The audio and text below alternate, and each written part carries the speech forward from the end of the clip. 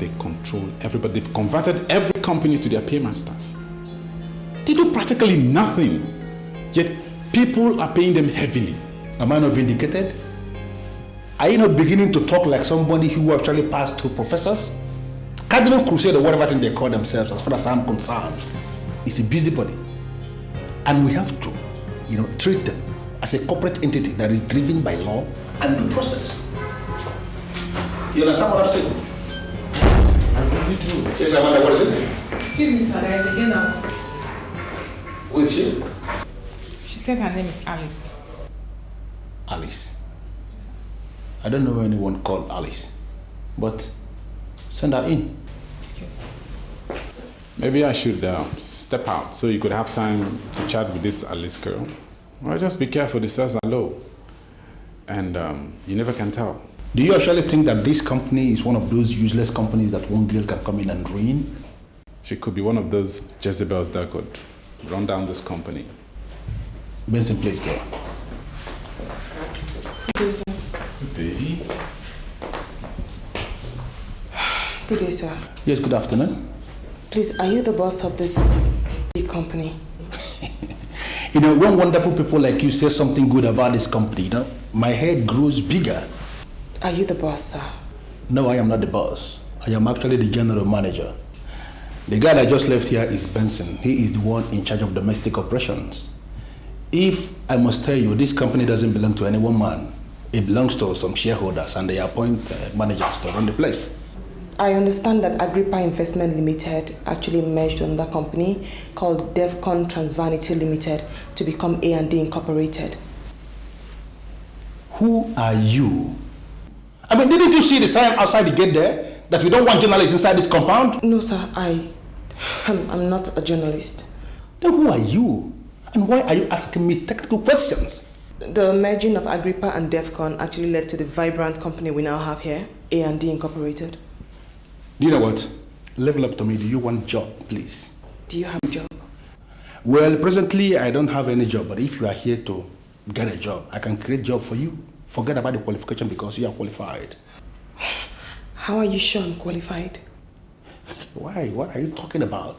We are those that are giving out these jobs. We create the jobs, we give them out. We know those that are qualified. Forget the paper qualification because that is nonsense to me. Me looking at you from head, pan you down to your legs, I know you are qualified. I can give you a job.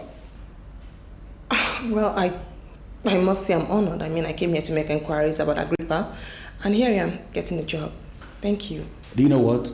I want you to write the application fast and submit it. If you cannot write the application, you tell me. I will even help you to develop the application. Excuse me, sir. I can actually read and write perfectly. I'm a graduate. You're a graduate? Yes. Of what? Philosophy and English. Philosophy and English. And your name is Alice? Yes, sir. As in Alice? Alice. Alice, right? Alice.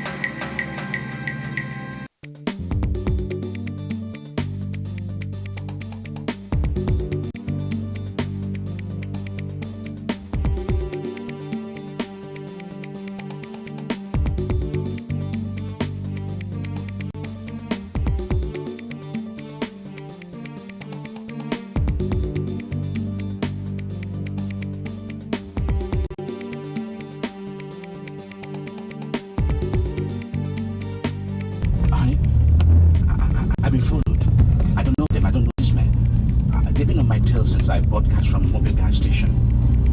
I don't know what they want from me, honey. I'm heading towards that. Blood of Jesus! Keep quiet. Hey, enter that car. Make any move, I'll blow your brains off. Open that door, open that door.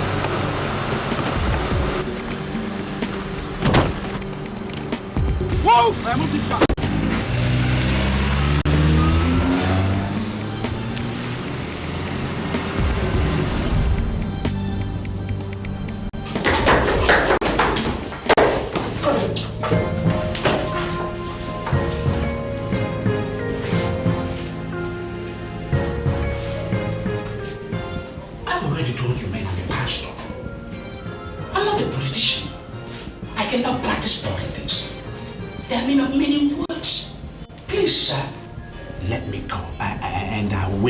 Say anything to anybody.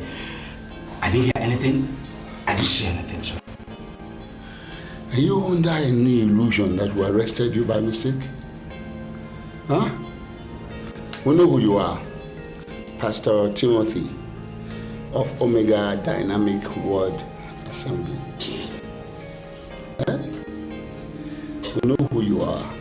That famous church where men and women from this city go to deposit millions into your account every Sunday as tithes. If you know me, sir, what do you want from me? I will answer that question, but first let me ask you. Do you know the reason why your church is filled to capacity every Sunday? People come to my church every Sunday because we preach the word of God undiluted. People come to my church just because of that. And the Lord has been faithful to his promises. His word cannot go back in vain.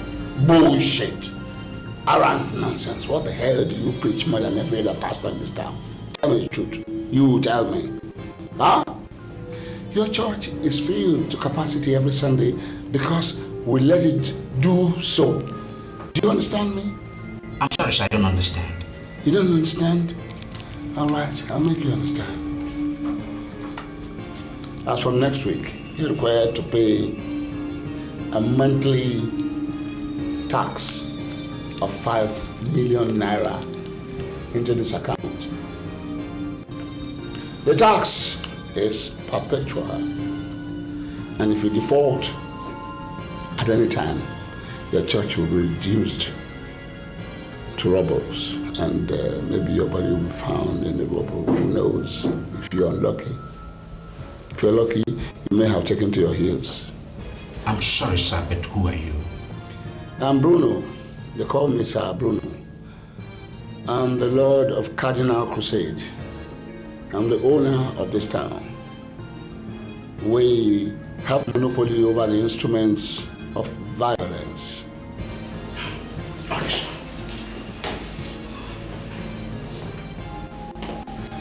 Come back here. I'm not through with you. Now, this discussion never took place. Okay? You were not even here today. Because no other ear must hear what transpired here today. Because if it happens, then I'll send my boys to Jos to kill your parents. You know my parents live in Jos.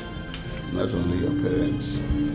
I know the whereabouts of every one of your siblings. And you know something? We shall kill every one of them slowly. You understand? So be wise. Don't let anybody hear about this, because if it happens, they are dead. And your church reduced to a rubble. Do not blame me for that. Take him to the streets. That's money, the power of money. It can put a smile on your face or make you cry. It can bring sanity or cause insanity. It can turn people to monsters. That's money, the power of money. Greed, deceit, the quest for fortune and fame. Are you still here? Go and eat your food. It's getting cold and it is getting late. Don't worry, Mom.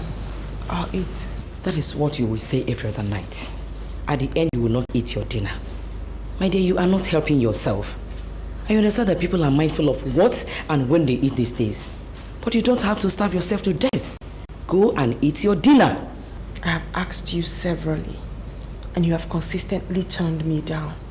What do you want? I want to know everything about the circumstances surrounding my father's death. I am no longer a child, Mother. I want to know. I'm a graduate. I've asked you to explain to me, but you have continuously rebuffed me. And I have told you, Sarah, that your father died 5 years after your birth. It was unfortunate, but that is what happened. I have this feeling he was killed. Mother, you have to talk to me. I am no longer a child. I have a right to know. I have a right to know. Why are you suddenly disconcerted? Your father died and was buried in peace. He may have been buried in peace, but I'm sure he didn't die in peace. I see him in my dreams, Mother. He looks worried, unhappy, sad. Mother, you have to tell me all you know. You have to tell me so I can see what I can do. Anything to help him rest in peace. For all we care, the person who killed Father might still be walking around freely. You have to talk to me. It's okay. It's okay. Now, go and eat your food. I will tell you after you must have eaten. You promise? I promise. Promise. Come.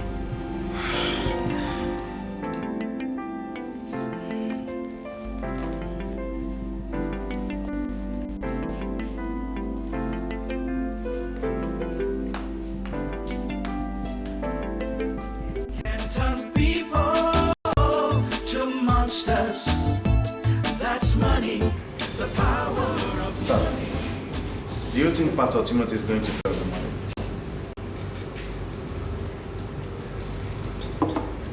If he doesn't pay up, I'll raise his church down. People are beginning to take my leniency for weakness. I am the one managing the secrets of A&D Incorporated. I have enough information on that company to sink it.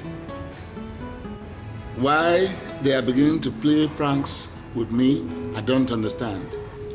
Sir, suffering in silence is never part of professionalism. Sir, I want you to tell us what you want us to do and to what level do you want us to take this thing to? No, we're not in a hurry. I don't want you to be in any hurry at all. I want to have enough time to think. In my own opinion, bros, I think the amount we are getting from A&D is small. Maybe that's why they don't take us seriously. So I suggest we increase our pay to 3 million naira monthly. In that way, they might take us seriously, sir.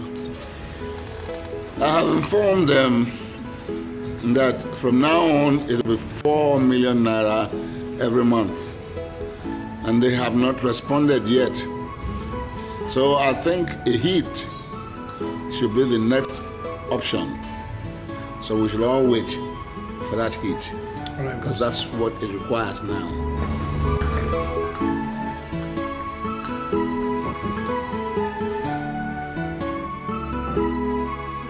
Can I use your lighter, please?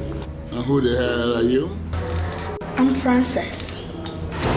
Can I get a lighter from you guys? Take the lighter. And don't you ever interfere in other people's business, okay? Hey, Todd, don't be too hard on the girl. She's just a friend. Baby, Frances, come on, beautiful girl. Come on, have a seat here.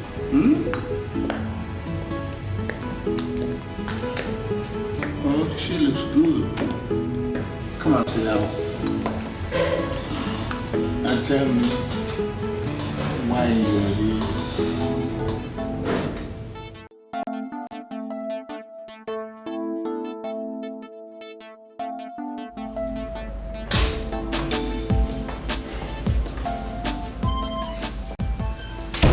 Sorry, man.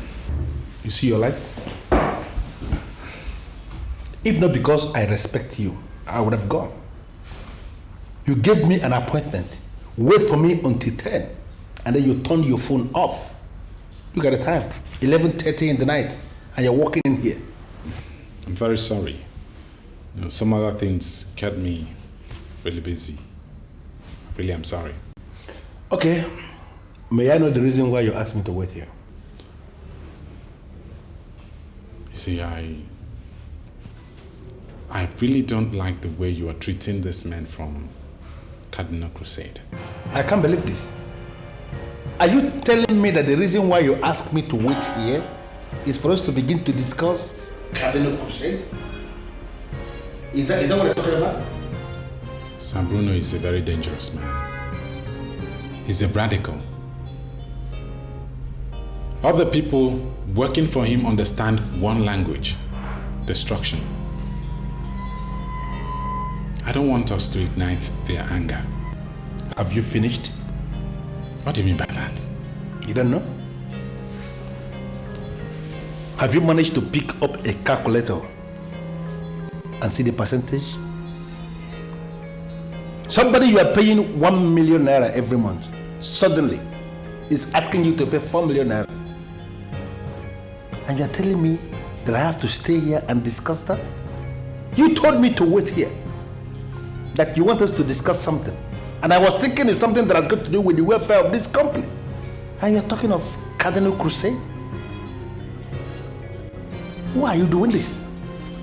You want me to pay them 4 million naira or what? This is not just about 4 million. It's about negotiation. We're in business. So are they. You sit down, they sit down, we negotiate and arrive at a compromise. You get the security to lock up this place. I'm out of it. Please. Sorry. I'm so disappointed you wasted my time. I'm married.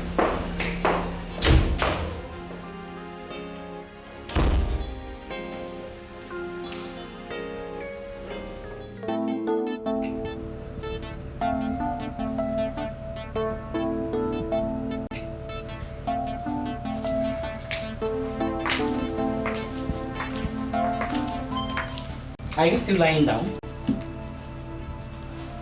Look at the time. You're supposed to be up from bed by now. Are you not the one I am talking to? What is the matter with you? Can't you even say good morning to me? You forced me to eat late last night against my wish, promising you're going to tell me everything you knew about my father's death. You said nothing. And now you expect me to be excited and then say good morning. But I have told you I knew nothing about it.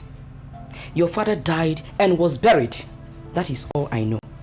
That's all you think you know, but that's not all to it. Well, you are free to find out what is correct. But God knows if I could do anything to help, I would do it. But now, I am off to the market. Please clean everywhere. I will not be back early.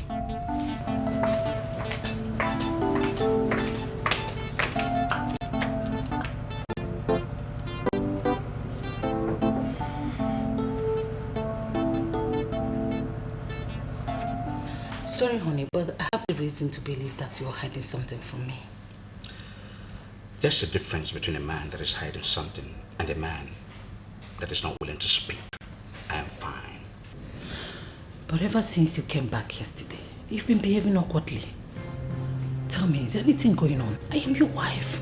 Why are you pressing this? You are my wife, no doubt, and I love you so much. Then tell me. Reason why you are behaving as someone who is under attack. Or has it anything to do with those people you called yesterday to say they were trailing you?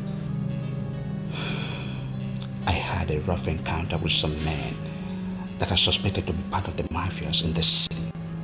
What did they say? Tell me, what did they want? I want you to forget about it. I want us to focus to the church. God has blessed us so much, and I don't want anything to come in between us. Please forget it.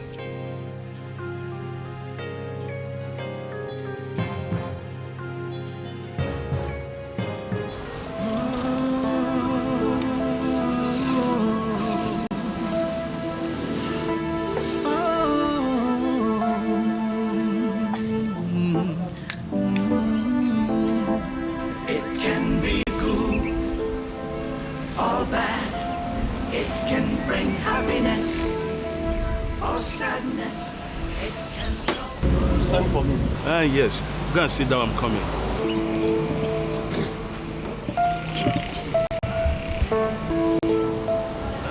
Yes, you're welcome. Thank you. I sent for you because certain things are not right. Certain things are... What do you mean certain things are not right?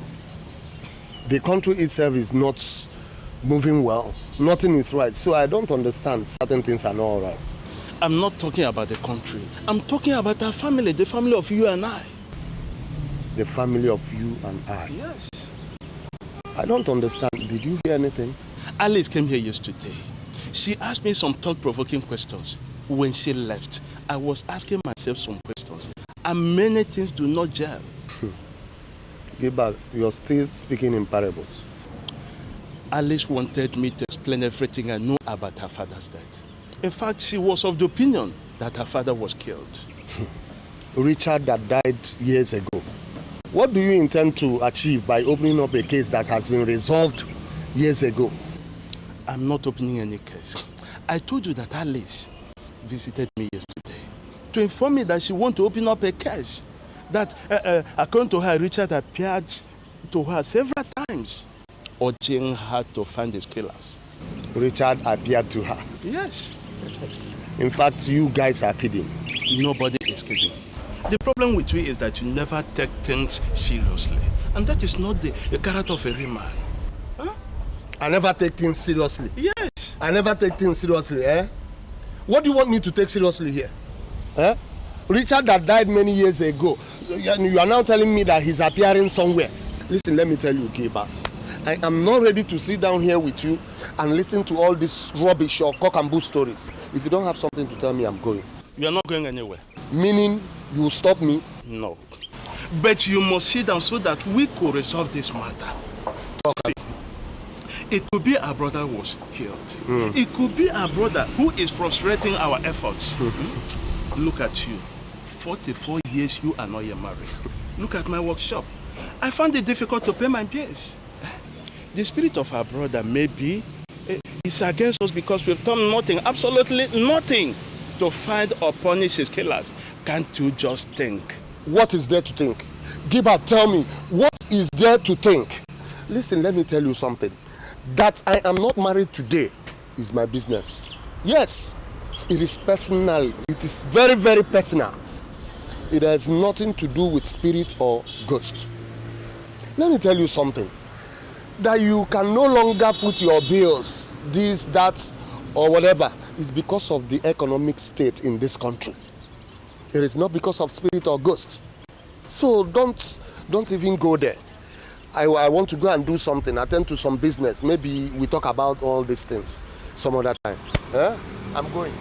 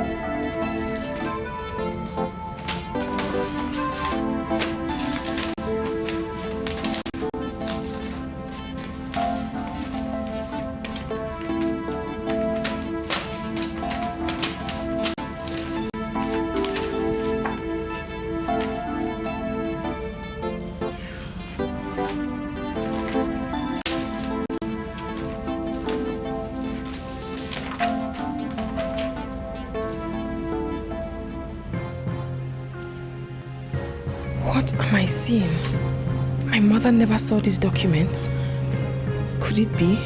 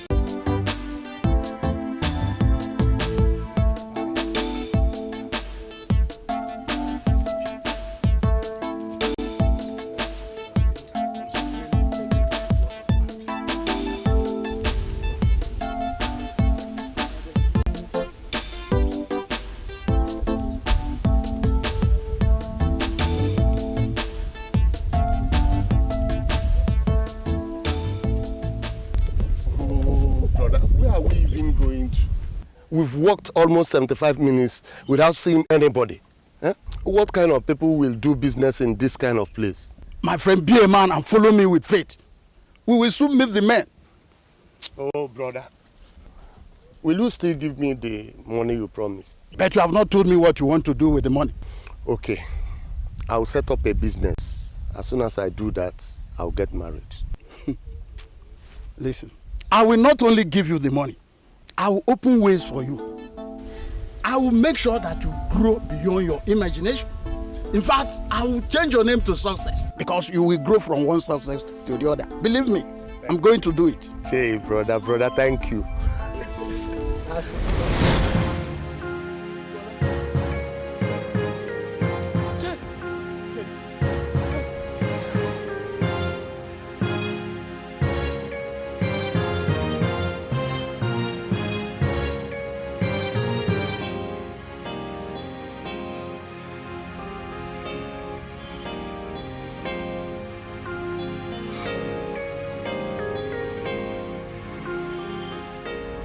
Gilbert is right. He's going around appearing to be. Oh my God.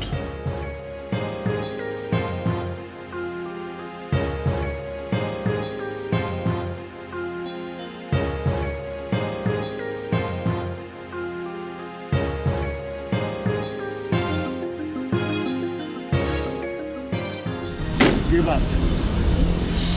Please give me some water to drink. What's the matter? Just go and sit down.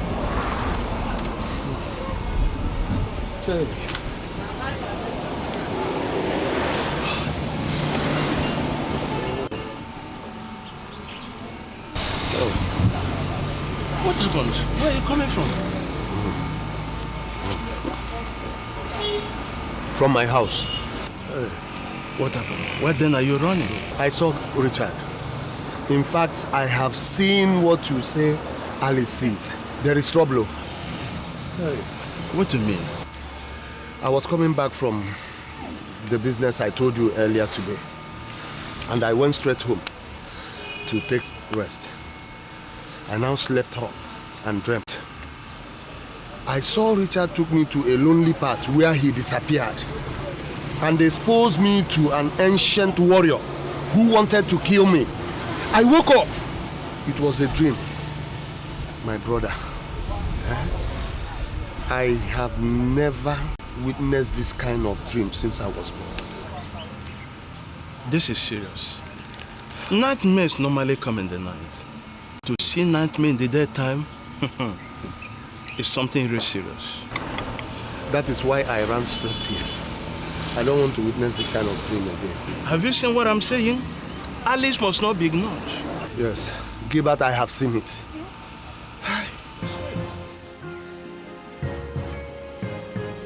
Have you seen these documents before? No, I have not. Where did you get them from? Do you know any company called Agrippa Investment Limited? Yes, I used to know the company. But the company is no longer in existence. Was father part of that company? How do you mean?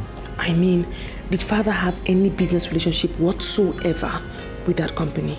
Your father was a very conservative person. He operated alone. If I tell you that I don't know the banks where he kept his money, you will not believe it. I tried all my best when he died, but the bank dismissed me for lack of documentary support. But I know that the banks are still keeping his money. In essence, mother, you are saying that whether or not father had a business relationship with that company, you don't know? Exactly.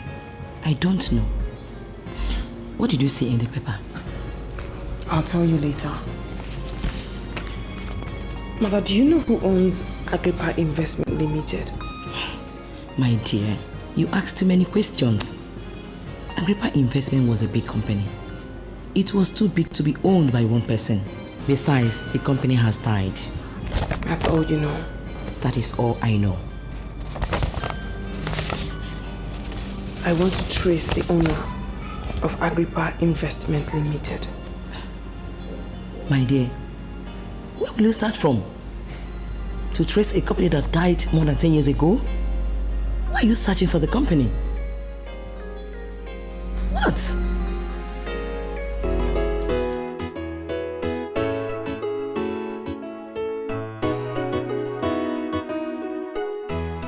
I'm actually here in line with my investigation about Agrippa Investment Limited. I don't know, the last time I came here, you said something about it folding up years before we were born. And I was wondering if you found out anything new. I'm not supposed to do this. Listen, I know. Just assume you're doing this as a favor for a lady like yourself. I honestly believe my father had something to do with that company, and that's why I've come to see you. Because you are an official of the Corporate Affairs Commission. Please, I beg you. What else have you found out? Agrippa Investments Limited merged with Defcon Transvanity Limited. The two companies now answer A&D Incorporated. That's the company, that's the name we have in our records. If you want information on Agrippa, I'll advise you go to A&D. I suggest you know where that is. Sure, yes. And customers, that's money, the power of money. It can put a smile on your face or make you cry. It can bring sanity or cause insanity. It can turn people to monsters. That's money, the power of money. Greed, deceit, the quest for fortune and fame. That's the order of the day. Because of money, people carrying out criminal activities with boldness and wickedness, crushing down anything and anyone that comes in their way. Good people are run down, dreams and aspirations are destroyed. I want you to understand what I am saying. We are giving these people too much space. We are giving them too much respect, and that's why they believe we are cowards. How can you explain this? I am paying a man 1 million naira every month for doing practically nothing. And he's not satisfied. He's asking me to pay 4 million naira every month. What is he doing? How much are we making in 1 month? How much? You are mixing up a whole lot of issues here. Really? The organization is evil. Yes, I agree. Thank God you know. But they are powerful. Powerful? Excuse me, sir. Excuse me, let's go on there. Excuse me. Excuse me, can't go in. So I told you you're having a meeting. You pushed me down and continued to your office.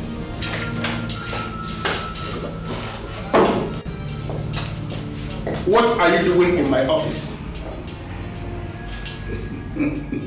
You have an office? Do you really have an office? Did you hear that? You are sitting down in my office and you are asking me if I have an office? What kind of question is that?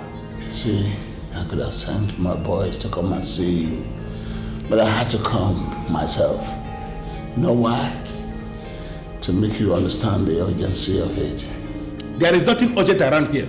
There is nothing, listen, there is nothing urgent around here. Why can't you go and find a business to do? Why can't you just go and find a business? Why are you going around making everybody? You can't continue like this. You call it milking. I call it my business. And let me tell you, boy, by tomorrow, if you don't pay up as you're expected to do, I'll come and level this place down. If your dead body is found in the rubbles, too bad. Excuse me, sir.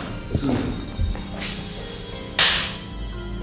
I am going to pay you the 1 million naira that we have always paid.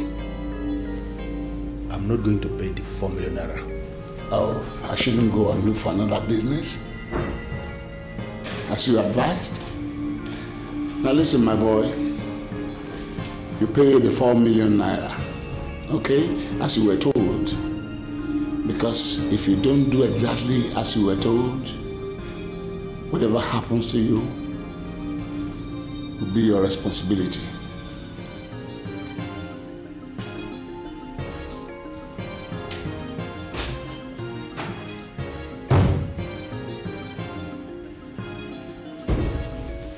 I hate this man. That was not what I expected you to do. You are causing problem for everybody here and I don't like it. Benson, what are you talking about? I should begin to do what? I should pay him 4 million naira? How do you explain that? The approval we have is for 1 million naira. I can't pay 4 million. I'm not asking you to pay him 4 million. It's all about negotiation. Listen, he can accept 1.5 or even 2 million. All you need to do is go to the casino or wherever he is, sit down with him and negotiate. You have to iron this thing out this night. Now listen to me. I am not a terrorist. That man I just left here now is a terrorist. And I cannot sit down and negotiate anything with a terrorist. Second, I don't go to casino to do anything because I'm a Christian. What's funny?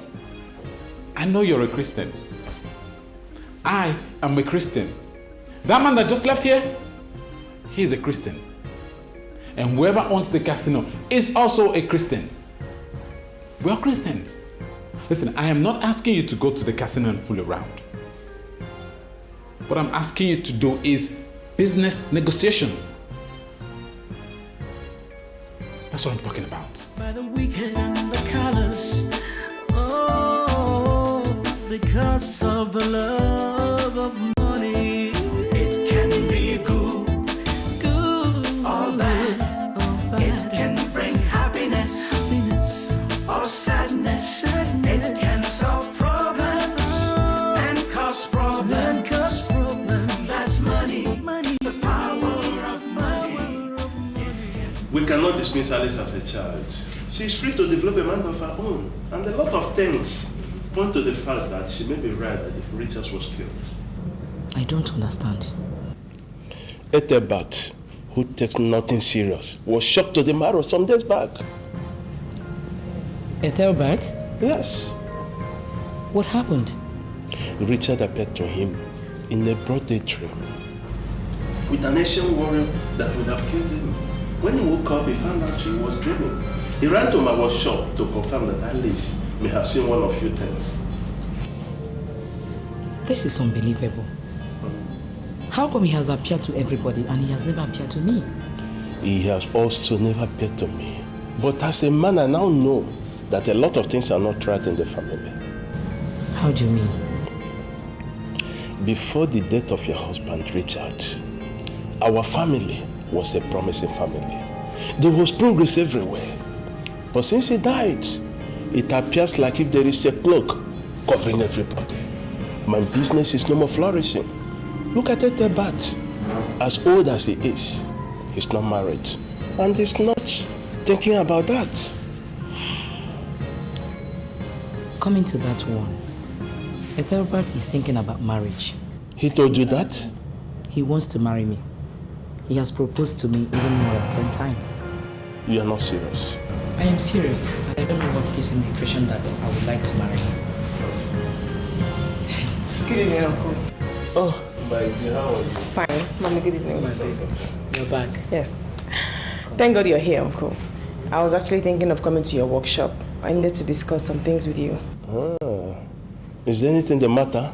Well, I asked my mother here some questions. She says she doesn't know. So I wanted to come and ask you to know if you knew something. Well, it depends on what you want to know. Uncle, did my father ever discuss his business with you? I mean, do you know of any relationship he has with Agrippa Investment Limited? Your father was rather a very tough person. He can discuss any other thing with you, but in terms of his business, he will abandon you. So I never know anything about his business. He never discussed his business interest with me. I already told her the kind of father she had, but she wouldn't listen. She wouldn't understand it. I found a document confirming that my father had a business understanding with Agrippa Investment Limited. Really? Yes. What did the document say? I don't know much for now, Uncle. But when I lay my hands on anything, I'll tell you about it. Ah, okay. When you round off, just let me know. I will. I believe you. Madam, we must all come together to pursue the truth. If actually my brother Richard was killed, we must do something for him. Anyway, if there is anything I could do to help, definitely I will do it. There's no problem. Thank you so much, Uncle. Let me see you to the door. Okay. No problem.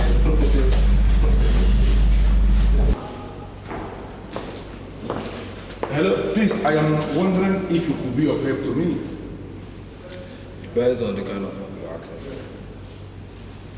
What's your name, sir? What do you want? Okay. My name is Larry Okafor. Precisely, they call me Mr. Okafor. I am a chief executive of a thriving company.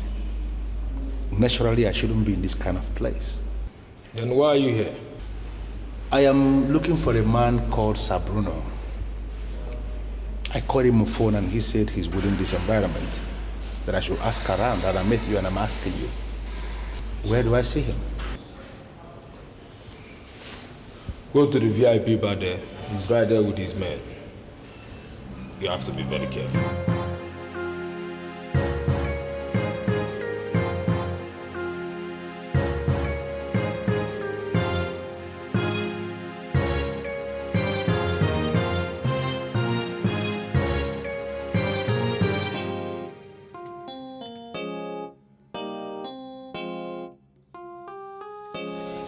Now go straight to the point. Sir, I came around to inform you that the 4 million naira you have asked us to pay is unrealistic. We, the managers of the company, are not the owners of the money. We manage the money for the owners of the company. You know them, the board of directors. And we have approval. We can only overspend by 50%. So the 4 million naira you are asking us to pay is not possible. We cannot pay 4 million naira, sir. I hate it when my leniency is being misjudged. Sir, with all due respect, sir, I can say that your leniency is not being misjudged. I came here to explain our position to you because I am guided to say that you will not be able to understand if I didn't explain. And that's why I took the risk of coming here this night to explain the situation to you, sir. In essence, how much are you willing to pay?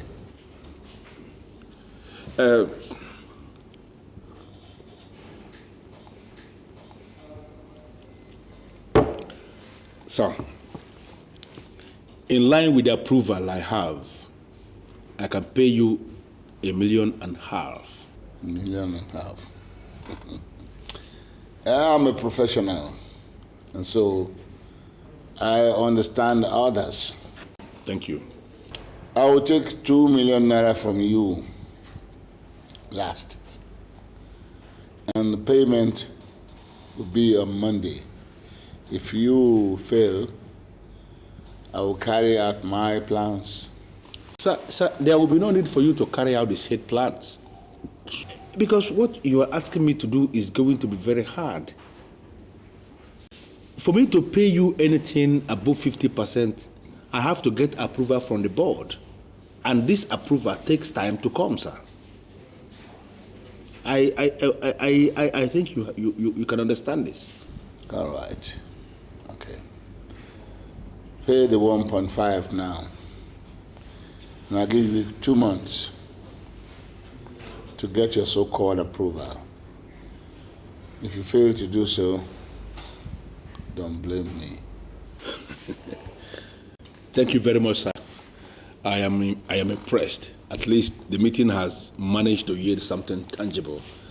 It is not absolutely a waste of time.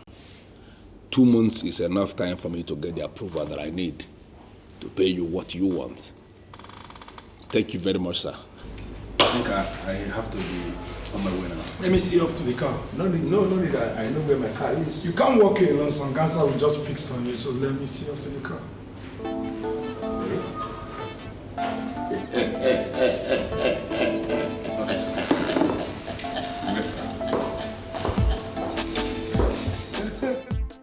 Yes, Inspector Jide. Well, you've been here for about a month. I want to know what you have found out so far. The criminal network in this city is growing rapidly. And if we fail to tame its evil, I'm afraid, sir, it might also consume the police force. Well, can you just talk in specifics? I don't understand what criminal network you're talking about. I'm talking about the mafia body in this city, sir. They are led to have monopoly over instruments of violence, sir. Businesses are forced to pay taxes to them on a monthly basis, and I'm talking about millions of naira too. As we speak, sir, reports reaching me say they are also facing these churches. How do you mean?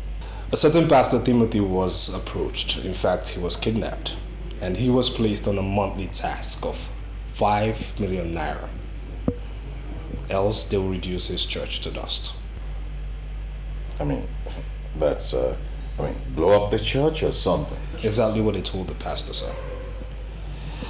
Sir, according to them, they say the only reason why people come to his church is because they, the mafia, allow them to. If the pastor fails to pay them this 5 million naira monthly, sir, they would stop his congregation from trooping to his church. Well, what's all that? Stopping congregation from trooping into the church? I mean, how are they going to do that? I don't know, sir. But the truth of the matter is that I'm out to dismantle their network. Well, no. Oh, this is not something we should start hurrying about, okay? You need to give me time to conduct my own investigation. All I just want from you is the dossier you have on this group. Well, sir, I've already prepared a dossier. Good. But I'm still gathering information on the mafia. But still, I can tell you what I have. I can rely on nailing the mafia real hard. Inspector Jide, I am the area commander here, and you report to me. I mean, what's this hit and hit all about? All you need to do is let me have your dossier. Let's see what we can do with it, and then from there we can begin to talk. Okay, sir. Good. Thank you.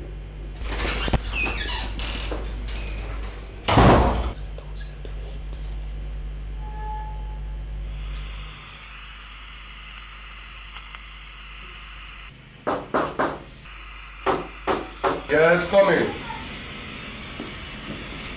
This one you are still tired of. Are you alright? Welcome, good morning, Gilbert. How's everything? No problem. This one you are in my house this morning, I hope. There's no problem. I went to Richard's widow yesterday and I discussed the issue with her. Like me, she was also beginning to believe her husband was killed. So what do we do? I also met Alice.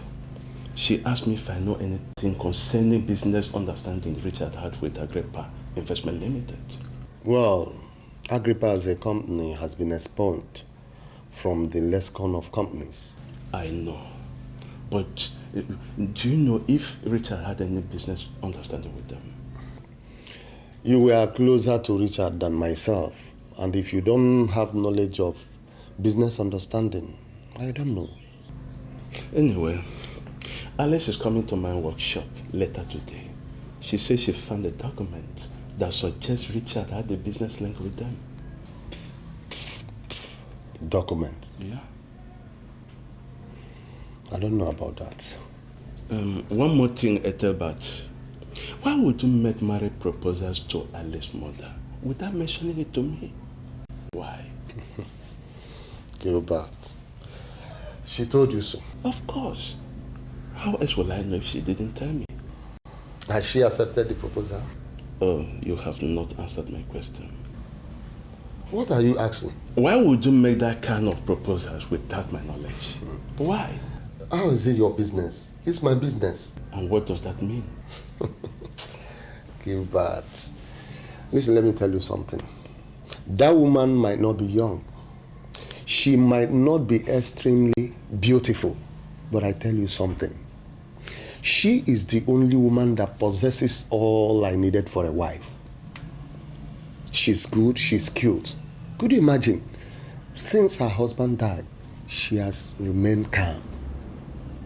Nobody visits her in her house. In fact, I think the best thing to do for her is to marry her. So you are saying this? Ikwe say ma, obru ife niile ka na akuzili mmadu. So rapu opu. Well, I am sorry, Mr. Kauri, but I think you have to write something that is more detailed. I'm not comfortable with what I'm seeing here. Please. Have you made a deposit? Yes. The 1.5 I paid in was the least. Some others were paying 2 million, 3 million. A lady actually paid in 5 million. I don't get it. I can't understand how they've been able to hold all these companies to ransom. Bessie, may I know the names of these other companies that were paying them money? I didn't get them. I don't know. So what do you make of these developments? This syndicate is controlling this city. They've caged everybody. They control everybody. They've converted every company to their paymasters. They do practically nothing, yet people are paying them heavily. Am I not vindicated? Are you not beginning to talk like somebody who actually passed through professors? Cardinal Crusade or whatever thing they call themselves, as far as I'm concerned, is a busybody. And we have to, treat them as a corporate entity that is driven by law and due process. You understand what I'm saying? I really do. Yes, Amanda, what is it? Excuse me, sir, there is a girl that wants. Who is she? She said her name is Alice. Alice. I don't know anyone called Alice, but send her in. Excuse me. Maybe I should step out so you could have time to chat with this Alice girl. Well, just be careful, the stairs are low. And you never can tell. Do you actually think that this company is one of those useless companies that one girl can come in and ruin? She could be one of those Jezebels that could run down this company. Benson, please go. Good day, sir. Good day. Good day, sir. Yes, good afternoon. Please, are you the boss of this big company? When wonderful people like you say something good about this company, my head grows bigger. Are you the boss, sir? No, I am not the boss. I am actually the general manager. The guy that just left here is Benson. He is the one in charge of domestic operations. If I must tell you, this company doesn't belong to any one man. It belongs to some shareholders and they appoint managers to run the place. I understand that Agrippa Investment Limited actually merged with another company called Devcon Transvanity Limited to become A&D Incorporated. Who are you? I mean, didn't you see the sign outside the gate there that we don't want journalists inside this compound? No, sir. I'm not a journalist. Then who are you? And why are you asking me technical questions? The merging of Agrippa and Devcon actually led to the vibrant company we now have here, A&D Incorporated. Do you know what? Level up to me. Do you want a job, please? Do you have a job? Well, presently I don't have any job, but if you are here to get a job, I can create a job for you. Forget about the qualification because you are qualified. How are you sure I'm qualified? Why? What are you talking about? We are those that are giving out these jobs. We create the jobs, we give them out. We know those that are qualified. Forget the paper qualification because that is nonsense to me. Me looking at you from head, pan you down to your legs, I know you are qualified. I can give you a job. Well, I must say I'm honored. I mean, I came here to make inquiries about Agrippa, and here I am getting the job. Thank you. Do you know what? I want you to write the application fast and submit it. If you cannot write the application, you tell me. I will even help you to develop the application. Excuse me, sir. I can actually read and write perfectly. I'm a graduate. You're a graduate? Yes. Of what? Philosophy and English. Philosophy and English. And your name is Alice? Yes, sir. As in Alice? Alice. Alice, right? Alice. The message was quite urgent. So I had to abandon everything I was doing, so I could, come and see you. I don't like your operations. What did I do wrong, sir? I engineered your promotion. I also worked hard for you to get transferred to the city because I wanted us to work together. I wanted to make you a big officer. But I have a feeling that you are a weakling. Yes, you're a weakling. And so I'm going to work extra hard to make sure that you're transferred back to the village where you belong. Because weaklings have no place in my city. Well, with due respect, sir, I'm not a weakling. I'm not an incompetent police officer. You see, the recent problem that I have to grapple with now is this Inspector Jide. Who is Inspector Jide? He holds a degree in criminal law and he was drafted indirectly from the force headquarters. And since he came in, it's been creating problems for everybody in the office. See why I call you a weakling? If you have identified this Inspector Jide as a problem, why don't you apply the Russian option? Kill him. Huh? Listen to me, man. I spend a lot of money to run this city. I pay you a lot of money. If the presidency sends a man you identify as problem in this city, what are you waiting for? Eliminate him. It's not as easy as you think, sir. What are you talking about? Well, apart from the fact that he holds a degree in criminal law, this inspector worked in Canada. He, at a point, was the bodyguard to the mayor in Toronto. At some point, he even worked at the Gaza Strip as the only Nigerian who was attached to Israeli anti-terrorist groups. So he has a vast dose of experience. So such an inspector is not easy to just eliminate like that. You're a coward. That's what you are. See, when a colonel became a thorn in the flesh of some Lebanese, he was beheaded with all the training. You understand? Where does this, your inspector live? Where does he live? Now that's another problem. The IG himself quartered him at the government guest house. See, everything is a problem to you. Every little challenge is a problem to you. Huh? Listen to me. I want this Inspector Jide eliminated. You understand? Because he's encouraging my hostages to disrespect me. You understand? Okay, it's noted. It's noted, sir. See, sometimes I feel sorry for you. I don't like to remember you at all. Because if I remember you, I keep thinking of the best way to get rid of you. Honestly.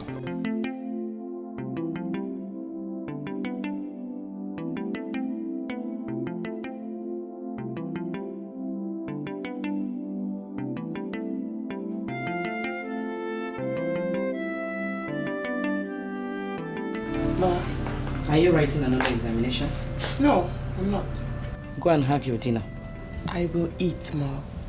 Go and eat now. The food is getting cold. Besides, the books are not running away. Mommy, I have a job waiting for me at A&D Incorporated.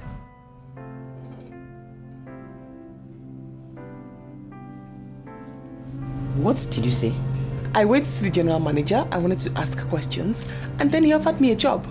So he asked me to write my application and submit it. So I'm trying to proofread so I don't make a mistake. Just like that? Just like that. I thought the man was joking, but he seriously did have a job for me. I'm so excited. I don't want to make any mistake with this application. Anyway, I am not trying to dissuade you, but I am not sincerely happy with your association with that company. Mommy, wish me luck. I know what I'm doing.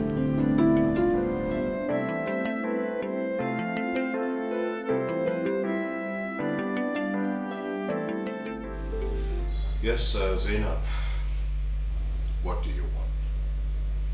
Sir, my neighbor told me yesterday that she saw my boss, and that is you, sir, in company of some men she suspected were criminals. I did not believe her.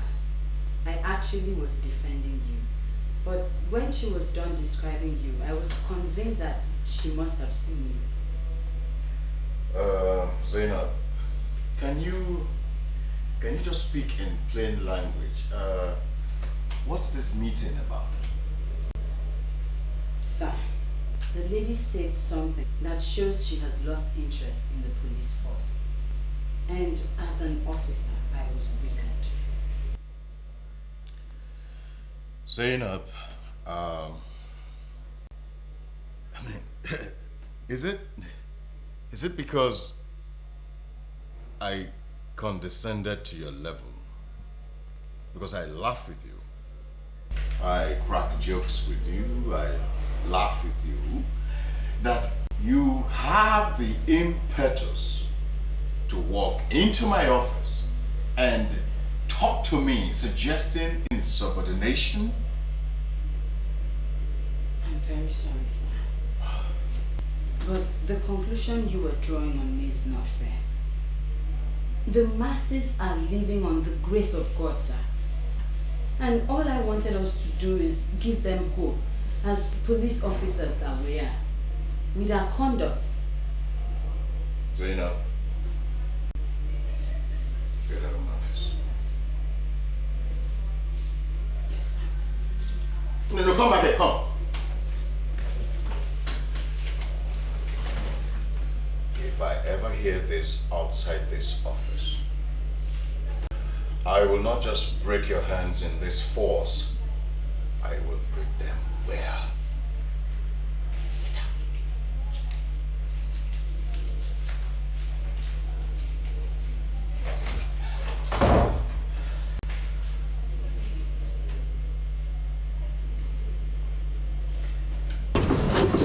Good afternoon, Uncle. My dear, how are you? I'm fine. Please, you sit down. Hope you manage it. Of course, Uncle. Okay, I'm coming.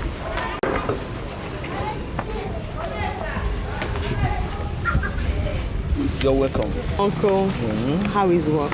Oh, work? We are not giving up. So long as there is life, there is hope. That is my own. So what can I offer you? Nothing, Uncle, nothing. I ate at home before I left. Alice, I don't have any evidence yet. But like you, I'm becoming convinced that your father, Richard, did not die a natural death. I now think he was murdered. But still, I can't figure out why he was killed and who actually killed him. Uncle, I honestly appreciate the measure of support and kindness I'm getting from you and Uncle Etibet. Not to worry. I'm going to figure it out. It might take time, but it's a gradual process. There's no problem. Just give me your palm hands. You have all my support. Thank you very much, Uncle. Uncle, I was wondering if I could get transport money from you. I want to get to A&D Incorporated. I've actually asked Mom for money too much and I don't know how to ask her again.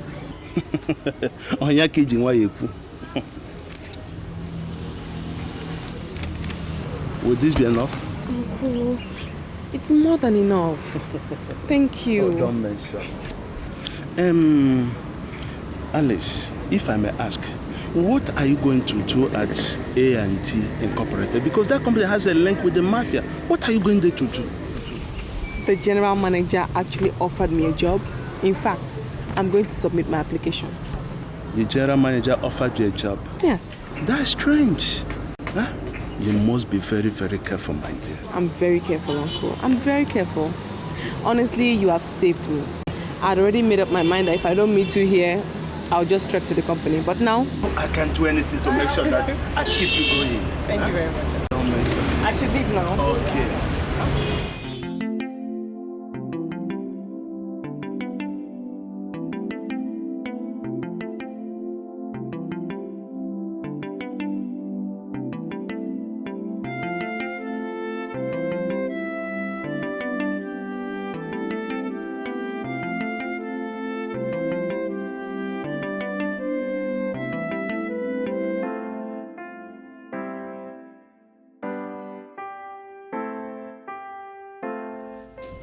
Good day, sir.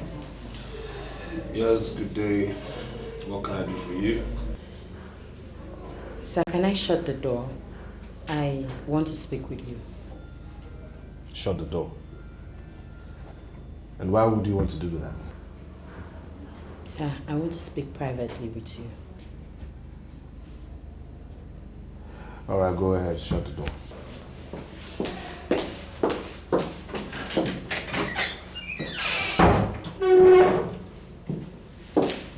And whatever it is you want to tell me, be very professional about it. Don't try anything funny and don't try anything lewd, okay? Sir, I know where you're going, but I'm not here for that. So what are you here for? Please, sir, do not be open to the area commander. And why do you say that? Sir, I'm talking to you because you're a brilliant officer. I admire you so much and you're my hero. Sir, the AC works for the mafia. He is part and parcel of them and he is on their payroll. So if you have anything against the mafia, please do not tell him. Because if you tell him, then you've told the mafia. Well, the police commissioner shares the same view, and that's why he asked the Inspector General of Police to send an intelligence officer here. I'm working day and night to confirm that. Sir, you do not need further confirmation. I have worked here for 3 years, and I know everything. The AC wines and dines with that criminal called Sir Bruno. So, sir, please, I love to work with officers like you. If you have anything, do not tell him. Well, thank you very much. You may go now. Thank you, sir.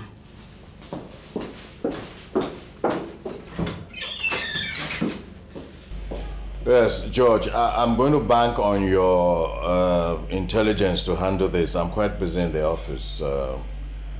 But if you have to talk to me, then you can always call. I don't think I'll be able to make it down. All right, good. That will be good. Thank you. Sir, you sent for me? Yes, Zainab. Sit down.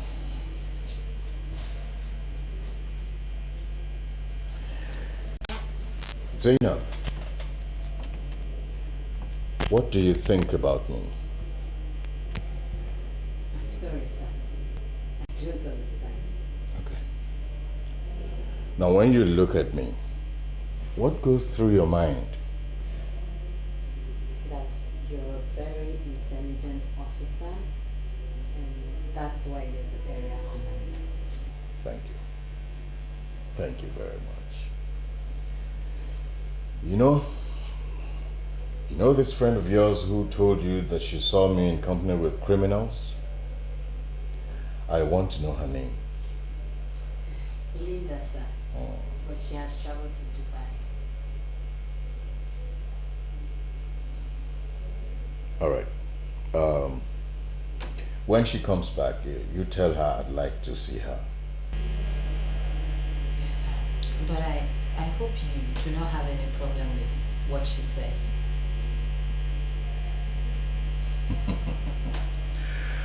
You know, Zainab, I am a trained police officer. I don't have a problem with anything. Nothing creates problems for me. I just want to see your friend. Okay, sir. But was she right when she said she saw you in company with suspected criminals? Zainab, this discussion is over. Yes, sir.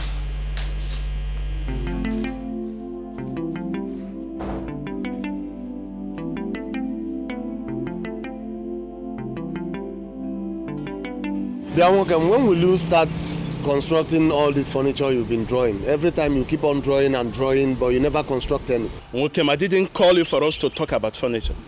Mom, so why did you send for me? Alice came here this morning. And so what? Alice came here this morning. What about it?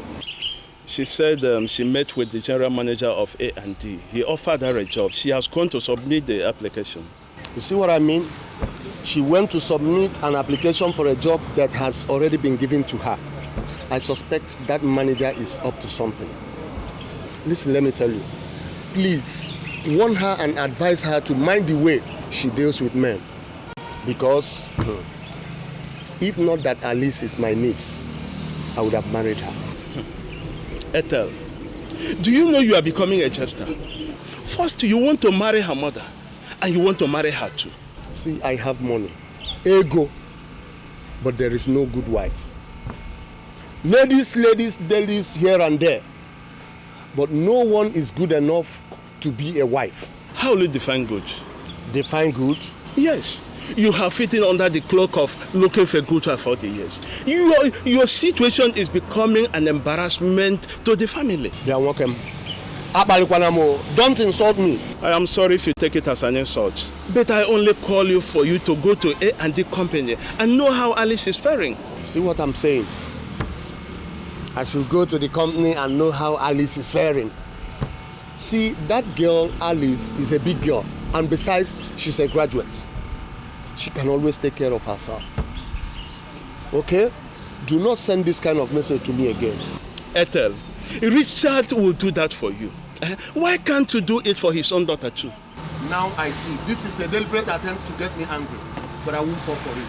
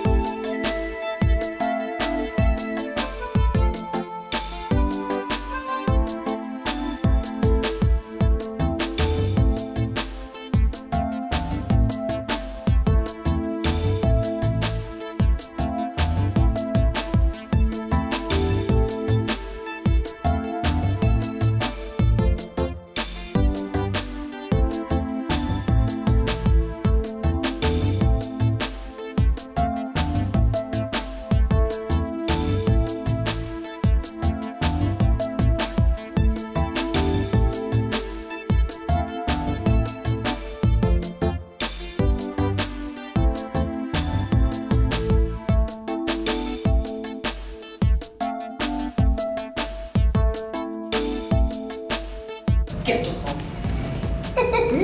Guess. Guess what? Just guess, mother. Try. I can't guess anything. What is it? Okay. I got it. You got what? I got it. Remember the job I told you A&D Incorporated? I got the job. They gave me 200,000 naira wardrobe allowance immediately. Yes. Wait. Don't take it as if I am not happy. But are you sure you are not walking into danger? Companies do not give wardrobe allowance to young, inexperienced employees. I am not walking on danger. We are going out to celebrate. Come on. Come on, Mom. Let's go dress up.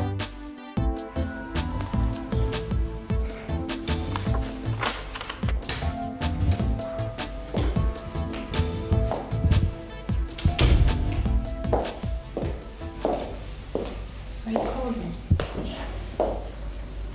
Amanda. Yes, sir. I called you then because I wanted to ask you a very simple question. What course did you read in the university? I read marketing, sir. You see what I mean? You read marketing. You see what I mean? Men are made to work where they do not have basic training. Miserable square pegs are being forced into miserable round holes. That is the problem in this country. Men who never won any technical case as lawyers are made ministers for justice and attorney generals of the federation. Listen to me, I called you here to inform you that I am not ready to continue in that kind of nonsense.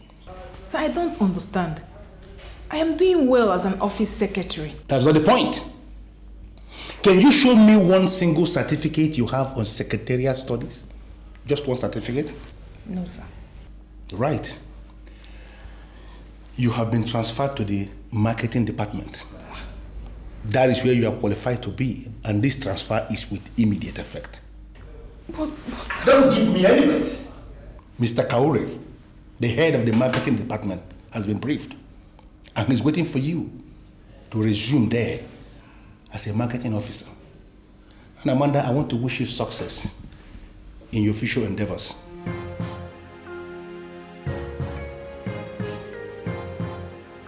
Thank you very much. You may leave now.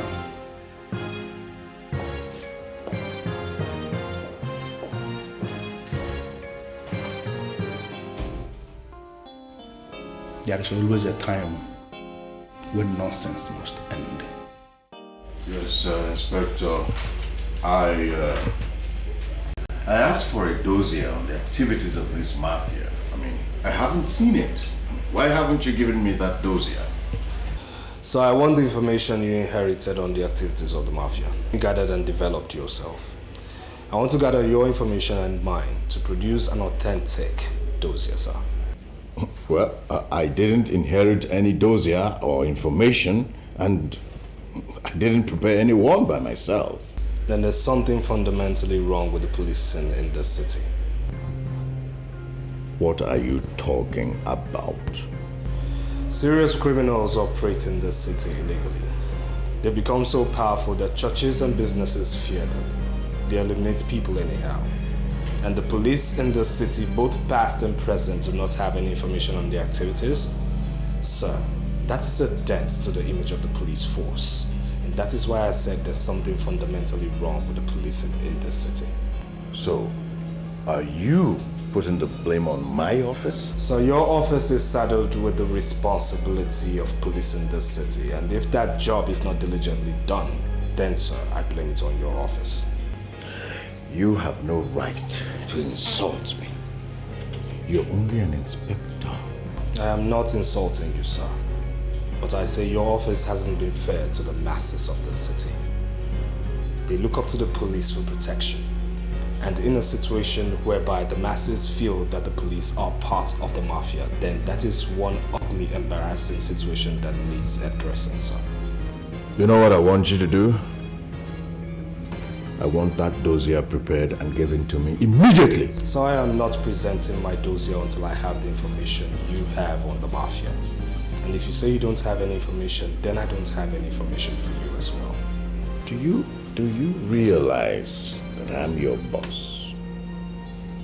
Do you realize that you take orders from me? I take ultimate orders from the man who sent me here, the Inspector General of Police. Have a nice day, sir.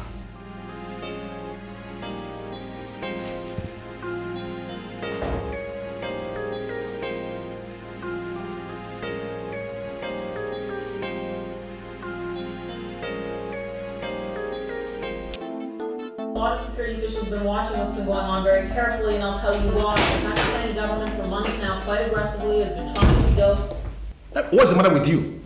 How could you barge into my office like that? Who is she? Who? The girl at the secretary's desk.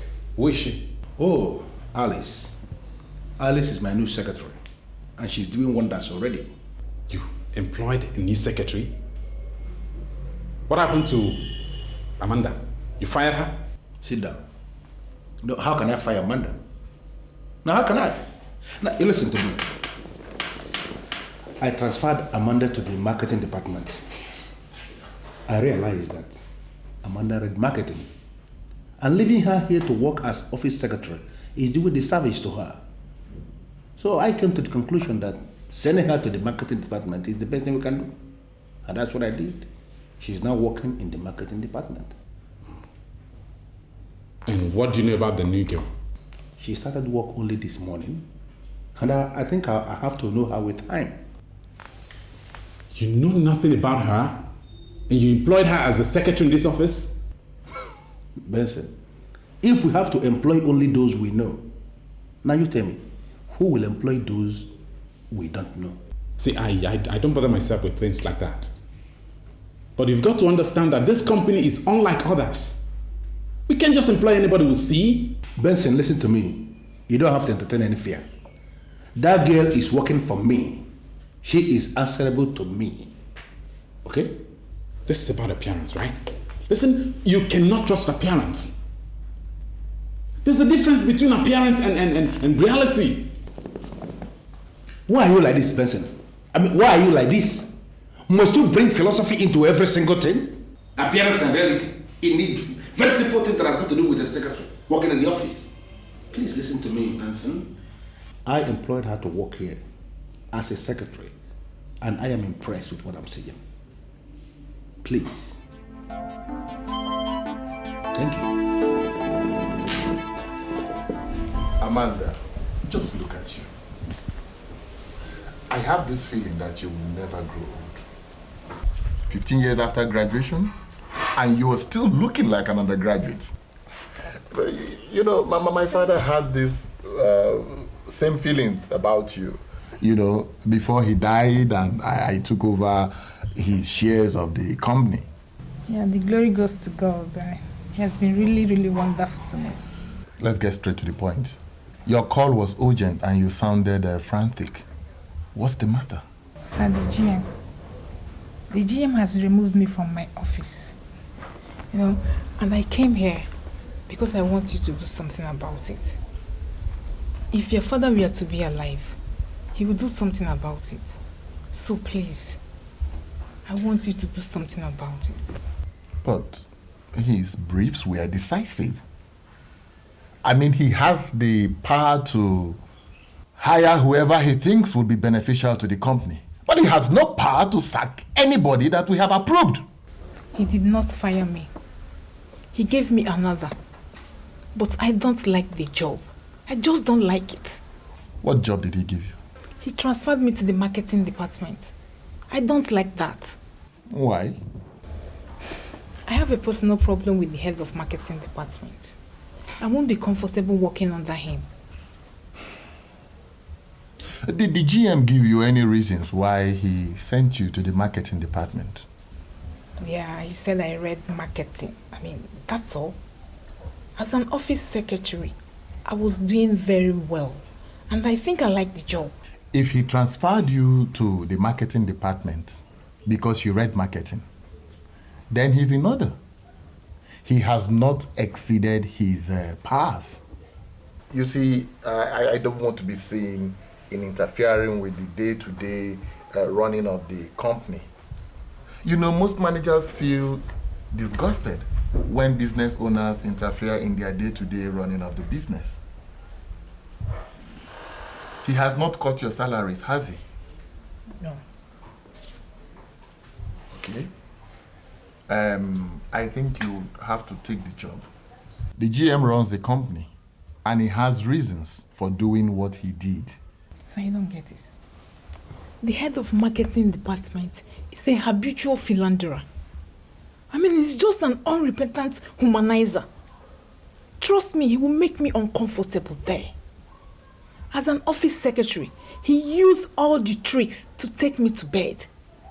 And going to work under him now would be like giving him a direct license for him to mess me up. And I can't take that. We all know that heads of department use their positions to take advantage of young ladies that work under them. But sincerely, there is nothing we can do about it. Mr. Kauri is a marketing genius. He is the best in town. And we can't afford to discuss his private life. Whatever he does with his private time should not be discussed in the company. So what are you saying? I mean, what are you suggesting? Are you suggesting I'm going to sleep with Mr. Kauri? Amanda, all the ladies do it. I can assure you that the action won't even take long. If you have to sleep with Mr. Kauri in order to get the cooperation you need to stand, then do it. But I'm sorry to say this, but you see, we have a credible team running the company. It will amount to killing their spirit and moral. if we are seen to interfere in their day-to-day management of the company. Take the job, girl, and do what you have to do. How many policemen of your rank, or of any rank, even the IG, carry beards like you? Well, I must say, sir, that I'm about, the only lucky police officer to carry this beard. You're not giving me credit for my efforts at protecting you and getting you to get away with anything in the police force. How much do I pay you monthly? You pay me well, sir. I ask, how much do I pay you every month? 2 million. The cover you're giving us is not commensurate with what we are paying. And I called you here to register my displeasure in the strongest possible terms. Well, the truth of the matter, sir, is that there is a serious problem in the office. But I'm doing everything I can to have it sorted out. My boys are getting impatient with you. Well, sir, you have to tell them to be a bit more patient, because I'm putting all efforts on the table to have this whole thing worked out. Look, we want your efforts to be translated into something that can be seen, because I cannot have a mere inspector questioning my business interests in a city that belongs to me, and you will be watching without stopping him. I'm going to stop him. I'll stop him, sir. I You'll promise stop him, you sure? I'll stop him. My boys are itching. They're itching. They want to get their hands on you. And I will allow them to hit you so hard if you fail to stop that boy from harassing my business in this town. I was just thinking, sir. If I get him to your side, would you put him in your payroll? Go and get him to name his price. All right. All right, sir. Watch your back. I'll talk to him. Watch your back. Area Commander, watch your back. I was told you were here yesterday. Yes, sir, I was. What can we do for you? My name is Alice. I'm the daughter of late Richard Neboli, sir.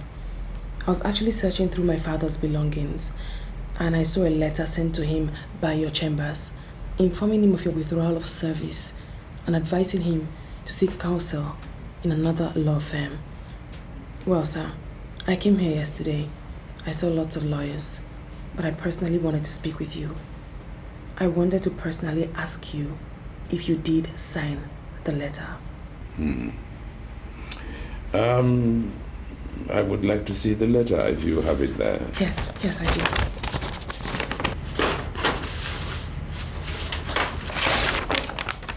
Here it is. Thank you.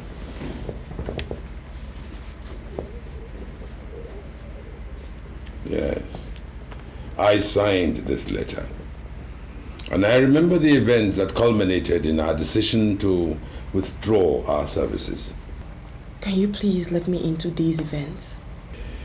Well, your father was a very difficult man. I'm sorry if you are not happy with that conclusion. No, it was our findings. He was a very cunning man and very economical with facts. I mean, but he wanted to invest large sums of money in a company, and he wanted us to represent him. Our findings reveal that he was not willing to open up. For example, he didn't want to tell us how much he wanted to invest in that company. He will not allow us to involve any member of his family. I mean, he didn't want us to investigate that company, which is the normal practice. And he didn't even, in short, he didn't want us to do anything. All he kept saying was that he would pay us any amount we chose, as long as we kept the business secret. Well, No responsible law firm would like to have anything to do with such a character. Well, and we told him so. But we still try to appeal to him to open up, but all to no avail. So we were left with no option but to withdraw our services. And as soon as he was served the letter, we destroyed our file. Well, sir, I also found another document in my father's room. The document mentioned millions of money in dollars and also Agrippa Investment Limited. The fascinating thing is that the document is dated 16th of June. According to my mother, my father died on the 18th of June. In between, there was a transaction on the 17th, though that part of the document is completely damaged. But I was wondering, do you think the document and transaction was what my father wanted you to handle for him? Something is not right. That's it too. Ah.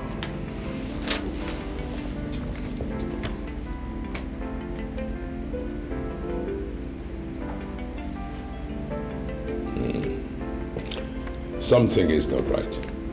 How do you mean, sir? See, we sent him a letter of withdrawal on the 4th of June. I'm sure he probably went to Estate Chambers, who agreed to represent him. We believe the business transaction was made on the 16th. On the 17th, funds were released to Agrippa. And on the 18th, he died. The same date that those 3 lawyers were blown to smithereens in their office. Are you confirming my fears that my father was killed illegitimately? I cannot say. But I know that your father was killed for money. Yes. They killed him.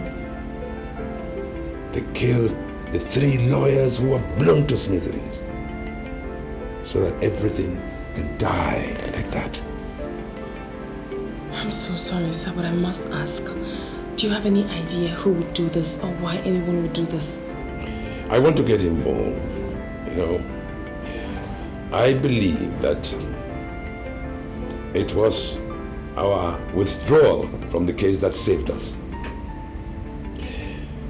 Please, can I keep these documents? Why? I want to get to the bottom of this case.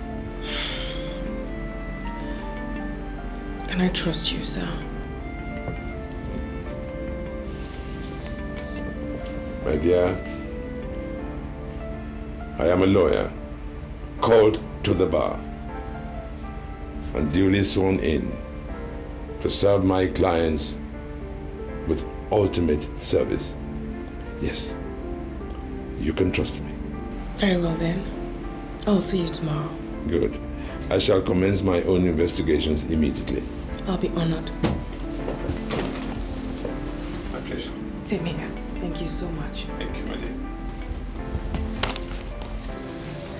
Now, may I know why you refused to pay him to the bank as we instructed?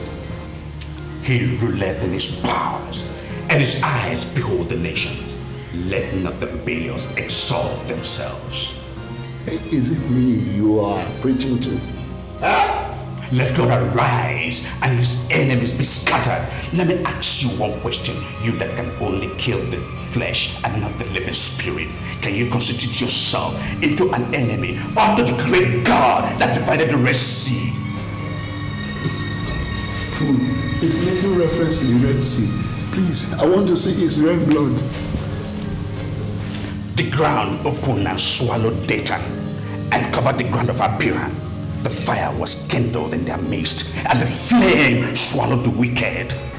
You are standing there and watching him. I said, I want to see his red blood. Attack! I command both of you to surrender under the supremacy of the God of War. What is it? What's the matter? What? You gave me wrong information. Wrong information? Yes. How? I don't give out wrong information. That's your Pastor Timothy of what's the name of your church?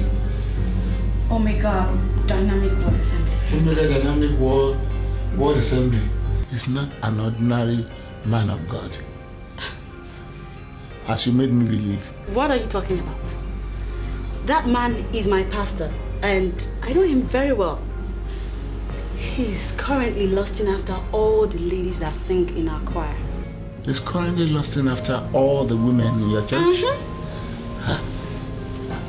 Let me ask you this question. Has he slept with you? I'm sorry, Sir Bruno, but I don't understand all these questions. I already told you that Pastor Timothy is my pastor and we can make him pay. Only last Sunday, this man realized over 16 million naira from tithe and offerings. Admittedly, he's a hard nut to crack, but getting him to pay into your account monthly, oh, that is surely good business for the house.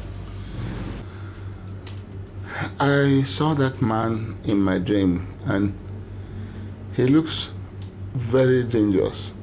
This business may go wrong and you won't like what I'll do to you, honestly. Hey, it won't go wrong, okay? You know why? Because I'm fast. And your baby never fails. You know that, right? Won't fail. Trust me.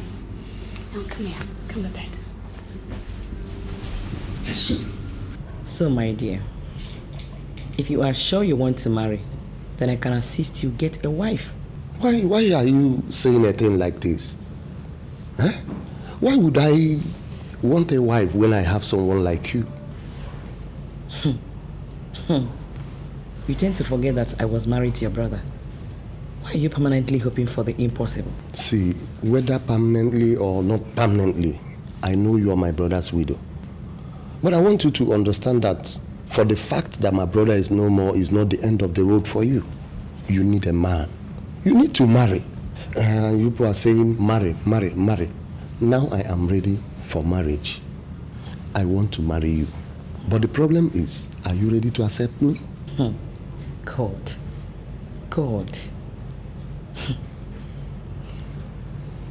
Do not take it as if I am being difficult.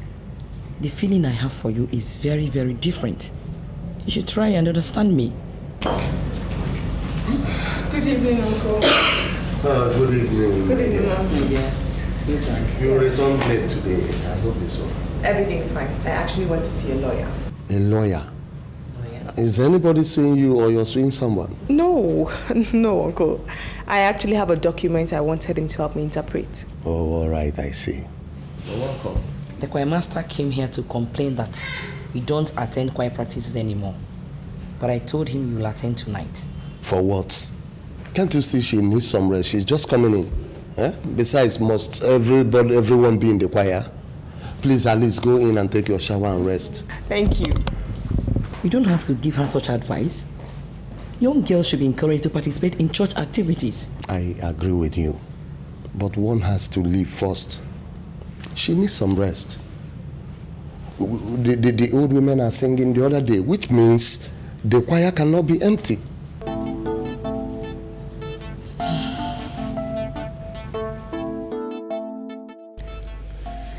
You know, do you know the golden rule of management? It says before you tell us how it is done there, you should be able to learn how it is done here. But apparently you don't understand that law. It depends on what you're talking about, sir. What I'm talking about is that you should face other police duties. Leave these criminal gangs alone. You see, we met them here. And these are deadly people. I do not want to start fighting criminals with this career of mine. I mean, these are deadly people and they show no mercy. Are you afraid of the mafia, sir? I didn't tell you that I was afraid of the mafia. How can I be afraid of the mafia? It's not possible. But you know, discretion, they say, is the better part of valor. I wouldn't want to risk my neck. And of course, the golden rule in politics, if you can't beat them, Inspector Jide, better join them. The police is not a political body, and it would be madness on our part to surrender under the guardians of political maxims. You're simply missing, you're missing the point completely. You're missing the point. I want you to know that the police is politics, and politics is the police. I don't ever want you to forget that part as you carry on with your duties. So what are you saying in essence? Leave the gang alone. Leave them alone, Inspector Jide. These guys control the economic status of this city. You can't fight them. Oh, okay, I understand you came here to fight them. Yes, but you can't fight them the way you're carrying on. These are deadly people. What I expect you to do is to be friendly with them. Besides, they pay well. That's the only way you can fight them. When you join forces with them, then you can attack. Not in this way you are going on. If you go on like this, it will destroy you, Inspector Jide. I mean, that's just my advice for you. Do you know the mafia? Of course, I wouldn't say that I didn't know the mafia. I mean, if I told you that I didn't know the mafia, that of course means that I'm just parading myself as the area commander for nothing. Of course I know the mafia. Do you work with the mafia? I will not want to be insulted. So you told me to work with the mafia. They pay very well and they could destroy. Now if I'm to follow your theory, sir, I want to know who else in the police force works with the mafia. Reason why I asked you, sir, do you work with the mafia? I only know the mafia. Can you take me to them?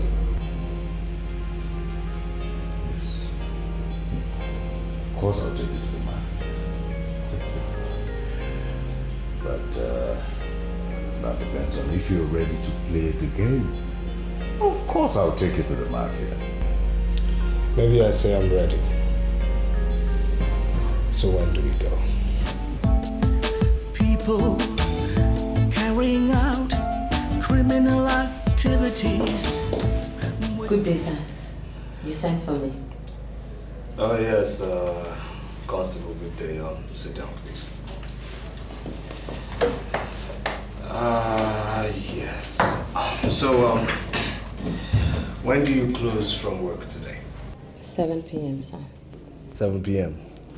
Do you have any appointment after work? No, I don't. Why do you ask? Well, I would like to do some talking with you, and as a matter of fact, I'd like to take you out tonight. Sir, why don't we go to my place? There we can relax and talk properly. You want me to come to your place? Yes. Do you have any problem with that? You don't have a boyfriend who could make a surprise appearance. No, I don't. And why, if I may ask? I don't know why, but I'm telling you the truth. I think the boys are scared of me. I mean, a beautiful officer like you doesn't have a boyfriend. That's strange. Sir, maybe you do not understand. Most of the big girls you see around town do not have a boyfriend. And it is not because they do not want to, but because the boys are scared of them. Really? Well, this is one lecture I would like to hear in better and greater detail, so educate my ignorance. Sir, you see, the so-called big ladies are searching, praying, dying for companionship. And then the boys are just discussing that they're sleeping around. It would amaze you the kind of guys they date. Hairdressers, barbers, gym instructors, dry cleaners. Well, you cannot blame them because these are the kind of people they are close to, and so they rely on them to make themselves happy. It's all right. You know what? Why don't you write me your address here? I will come later and then we'll talk in detail.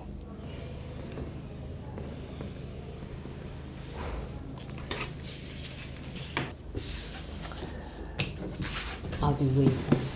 I will be there.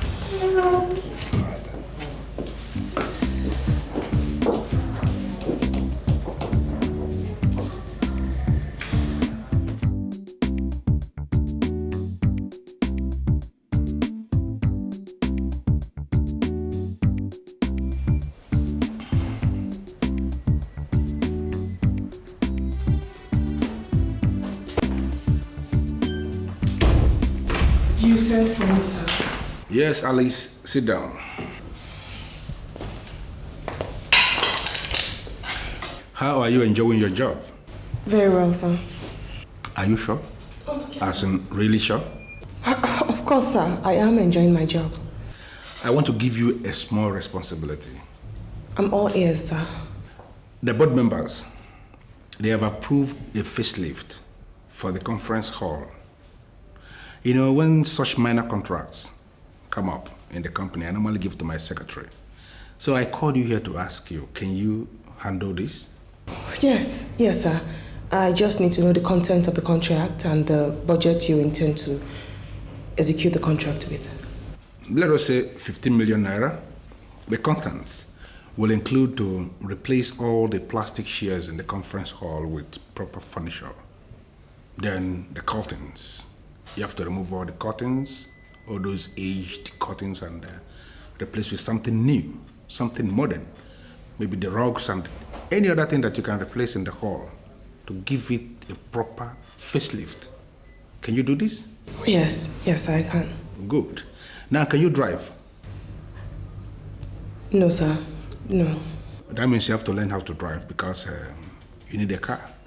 The company can afford to give you a car, but surely we cannot give you a driver. Why, thank you so much, sir. I'll certainly register with the driving school immediately. That's good. Now, I want you to close for the day. Go and begin in time to source for the furniture company that will take up the contract. Okay, sir. Thank you so much. I expect to see you by tomorrow. Yes, sir. I beg to be excused. No problem. Thank you, sir. Bye for the day. Bye, sir.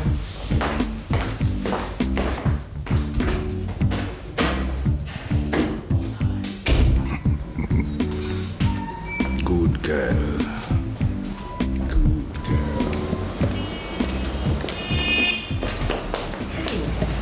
Can I help you?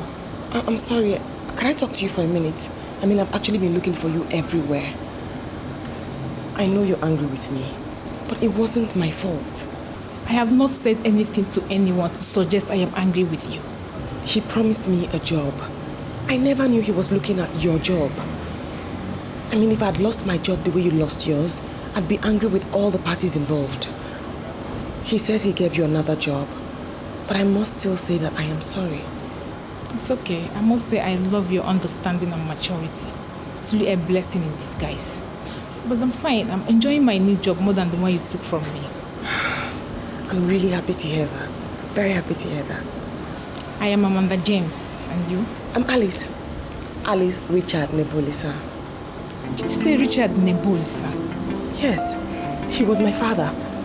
Do you know him? I don't know him, but I think I've seen that name somewhere before. Where? Please, where? I presently can't remember, but when I'm relaxed, I'll remember. Don't worry, just call me. Let me give you my card.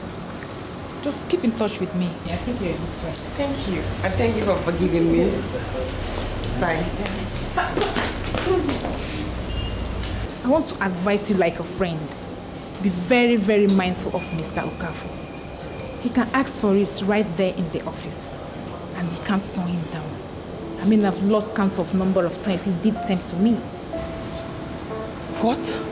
I mean, you can't be serious. I am telling you what you must experience soon. Apart from that, he's a nice person. I have worked with him for 11 years and I know him very well. Okay? But please, don't say I mentioned this. Oh, no, I mean, of course not. I won't. Take care of yourself.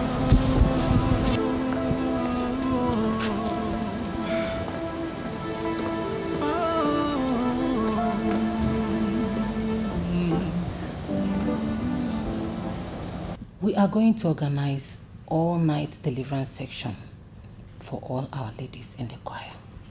Why? I had a revelation. Some of our ladies are not fully converted and sanctified Christians. I saw many of them whining and dining with strange men that looked like occult priests. And when we were asking them to come to our side, they were laughing at us. And they were practically kissing these strange men right before us. And before I know it, it cleared from my eyes. And I then realized I had a revelation. This is serious. Do you know who you saw? Yes, I think I saw most of our choir members. My dear, all we have to do is to organize an all-night deliverance section, if possible. Let us invite Pastor Henry. My dear, we have a responsibility to nurture this church, and we cannot afford to give Satan any chance. This is the best time to tell you what's going on. Is anything the matter? Some criminals want me to pay them 5 million naira every month. What? They allege that they are the owners of the city. And if I don't come up with that money, they will blow off our church. I don't know what you think.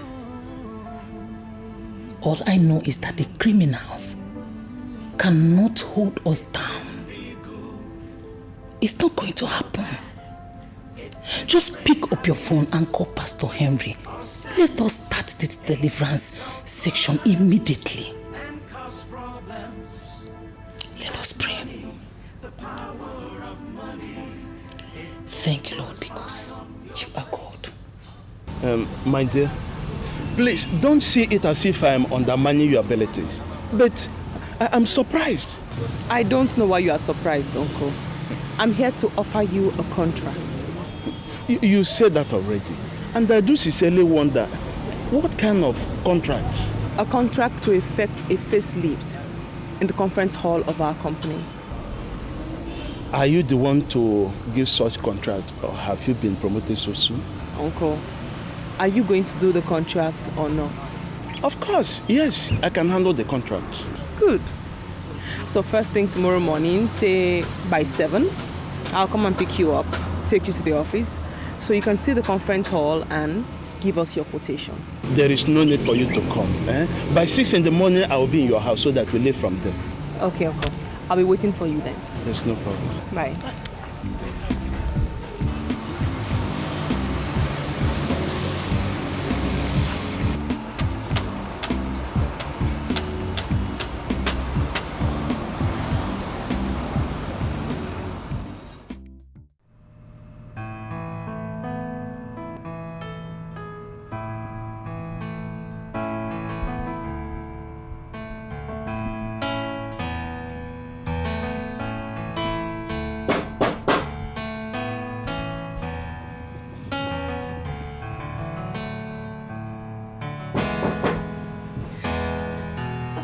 Hold on, I'm coming.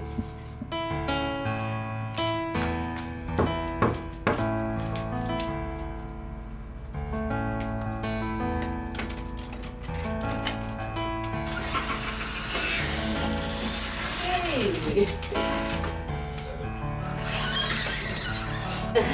Welcome. Welcome. Thank you. I'm sure you concluded I wasn't coming again. No, not at all. I didn't have such thoughts. Alright then, so where do I sit? The bed, of course. Oh. Sorry, I don't have a seat.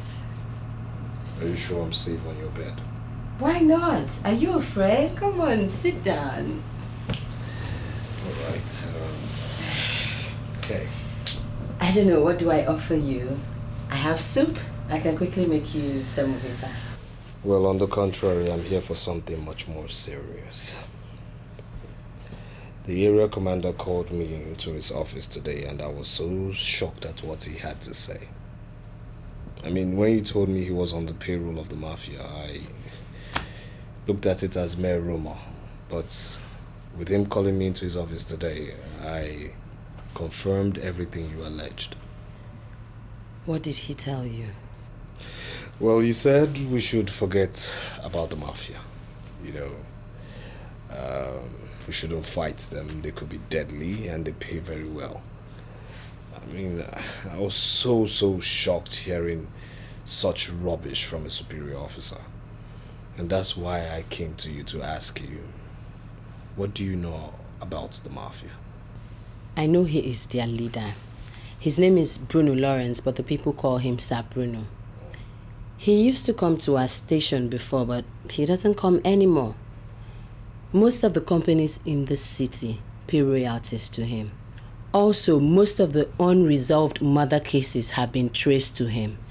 You know, I am beginning to feel that he has an influence on the judiciary. Because if you take a case to court against him, it just keeps dragging, and finally it is not mentioned. You know, something tells me that we are going to crack down this gang. But my question to you is, are you ready to partner me?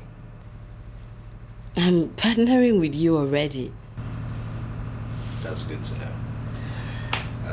I'll be leaving now.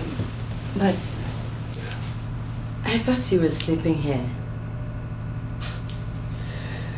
You want me to sleep in your room? Are you out of your mind? So you have to be conscious of your personal security. The mafias don't sleep. You know what? Put on some clothes. Meet me outside. I don't sleep in ladies' rooms,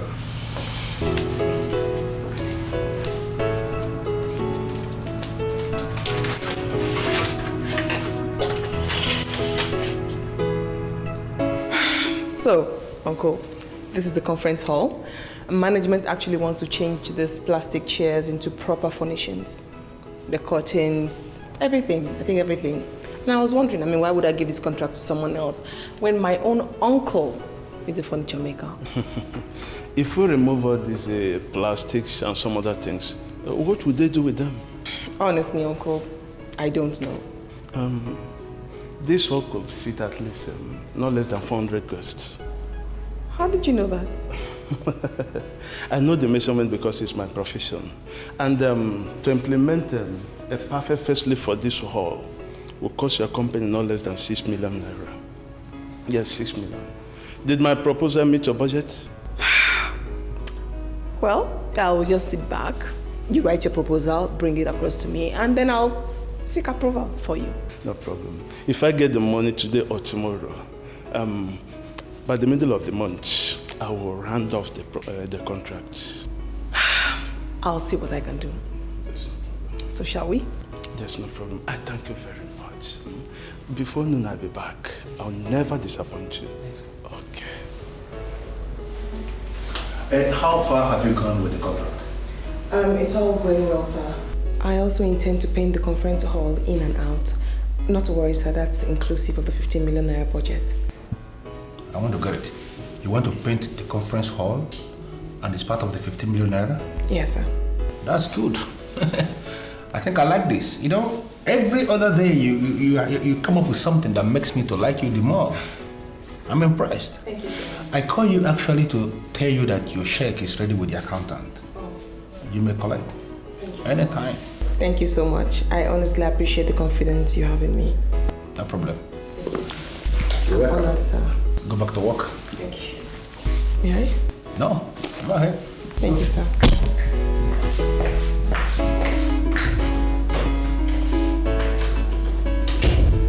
I understand you're a lawyer. That is correct. So what can I do for you? I understand you're one man who is determined to crush all criminal gangs terrorizing the city. And who told you so? I am a practicing lawyer, not just one with a certificate. And in practicing, you get exposed to information. I know that lawyers respect you a lot. And they talk good about you. Well, I must say I am honored and encouraged getting this information from you. Oh, it's a pleasure. There was this case where 3 lawyers got blown up in their office. Nothing could be identified. And the final police report said that there was an explosive device in the office and that a wrong electrical wire caused the fire that ignited the device. If that was the police reports, then why are you telling me this now? Because I am now in possession of certain facts that make me believe that the police report was a cover-up. How do you mean? A man approached me and wanted me to my chambers to represent him in a business deal. We agreed. But very soon we realized he was not trustworthy. He was very economical with facts. He will not allow anybody to be his witness, even his family. He rejected, said it was not necessary. He wouldn't tell us the name of the company he was dealing with, where domiciled, the country, the amount involved. No, but at the same time, he was offering to pay us double what we agreed if we kept the business secret. So we wrote him a letter asking him to look for another chambers. That was on the 4th. 3 days ago,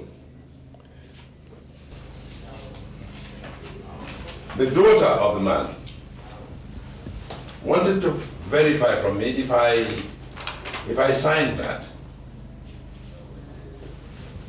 And he also brought that one.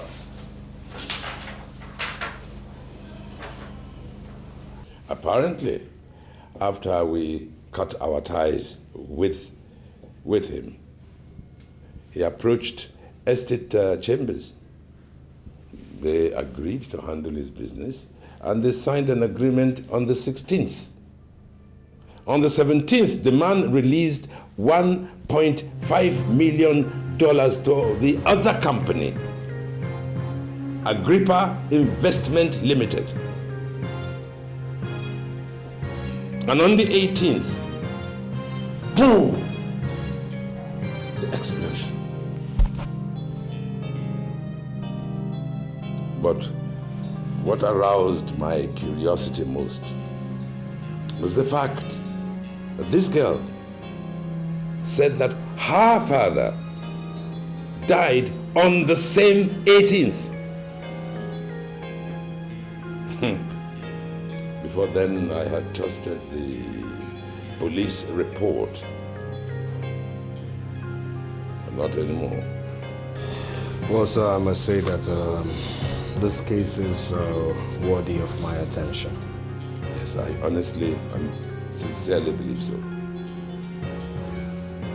You know, I believe that this is the work or the handiwork of the mafia. Yes. there has been a massive cover-up that we should unearth. Have you discussed this with any police officer, sir? I am a practicing lawyer, and we don't like police very much. Present company accepted, of course. No, I haven't told any police officer, neither do I intend to tell any other police officer. All right. Do you have other copies of this document? Yes. Okay, I will keep these documents. I'll retain these ones. And if I may have your card, please. Oh, yes, certainly. Yes, all right then. I'll visit you in your office. Huh? Good. I like that. Okay. And please don't come back here. What? It could be dangerous. Yes, of course. Thank you very much. Thank you. I'll keep in touch. Thank you very much.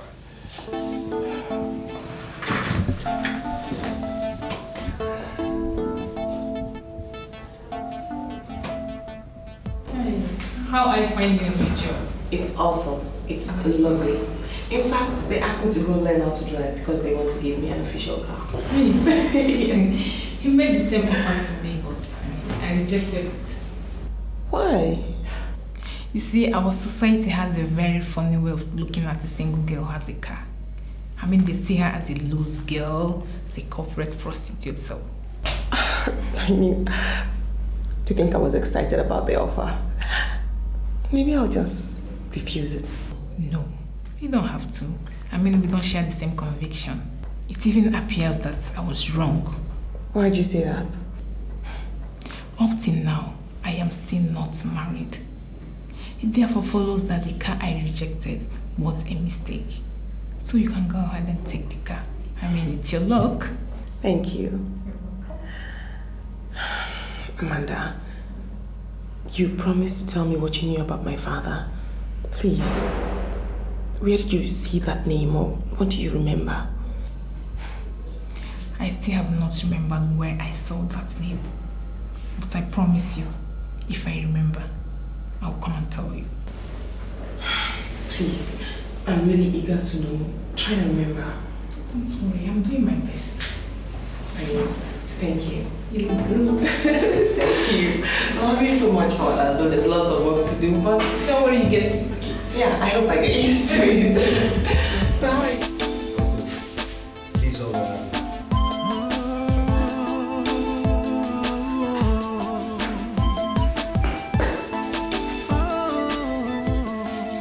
John, sir! Where were you last night? Sir, in my room, sir. In your room? Have you been enjoying the best of health lately? Yes, sir, my health is sound, sir. Then why have you been sleeping on the counter? Sir, I'm sorry, sir. It won't happen again, sir. I know it won't happen again. Because if it does happen, I'll make sure I keep you under the sun for hours. All right? Yes, sir. Now you, get me police records of June, July, August 1987. Take your time and bring them to my office, okay? Yes, sir. All right. Hey, take my car to Yakubu. Tell him to fix my valves. All right?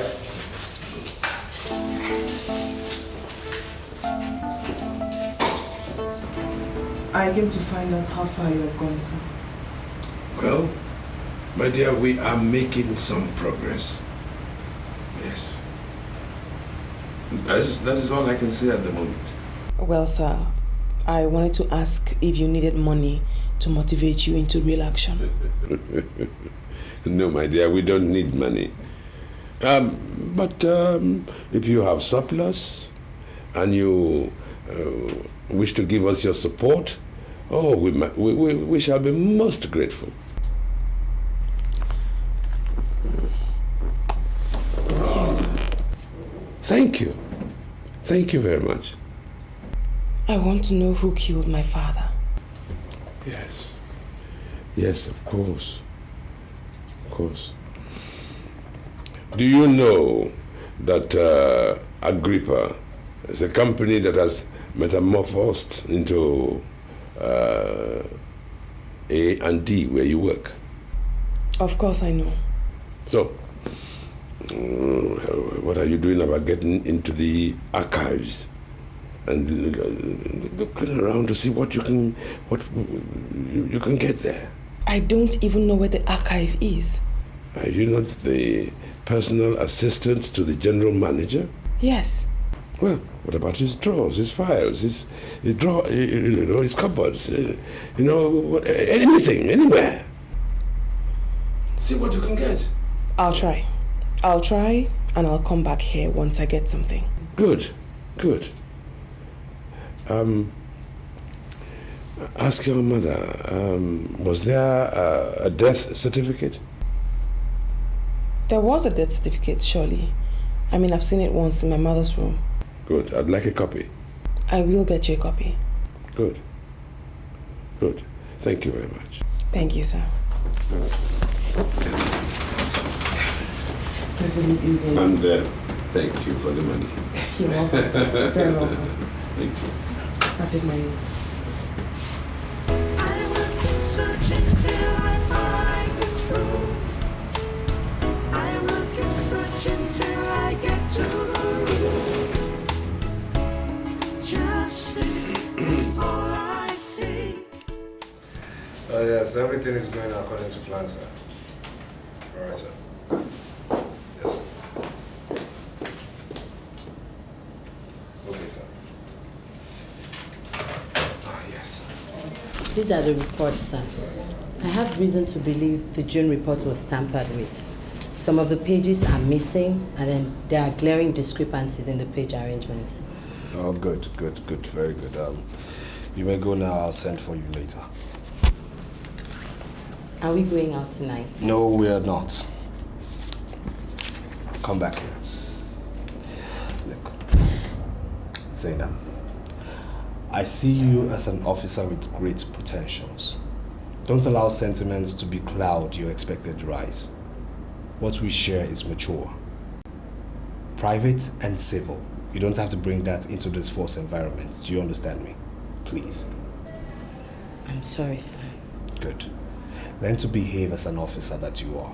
All right? I'll send for you later. Thank you.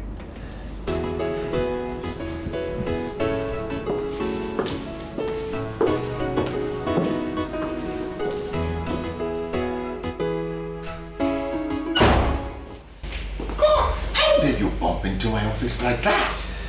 I'm sorry, sir. You better be.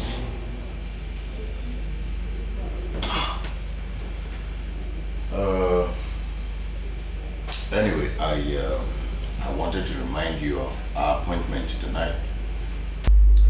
The meeting with the mafia? Of course, the meeting with the mafia. I'm sorry, I'm not going, sir. Why? I mean, what's your problem? Well, I've already informed them that we are coming. They are waiting for us. You're a compromised officer, I am not. You wine and dine with the same people you empowered to arrest and prosecute for the interest of national peace and order. I am not holding any meeting with your mafia. And when you see them, tell them Inspector Jide is on their trail and watching them very closely. You want to die? You want to wage war with a gang that have sophisticated weapons, huh? Okay. I also have reasons to believe that you tampered with the police report of June 1987. What are you talking about?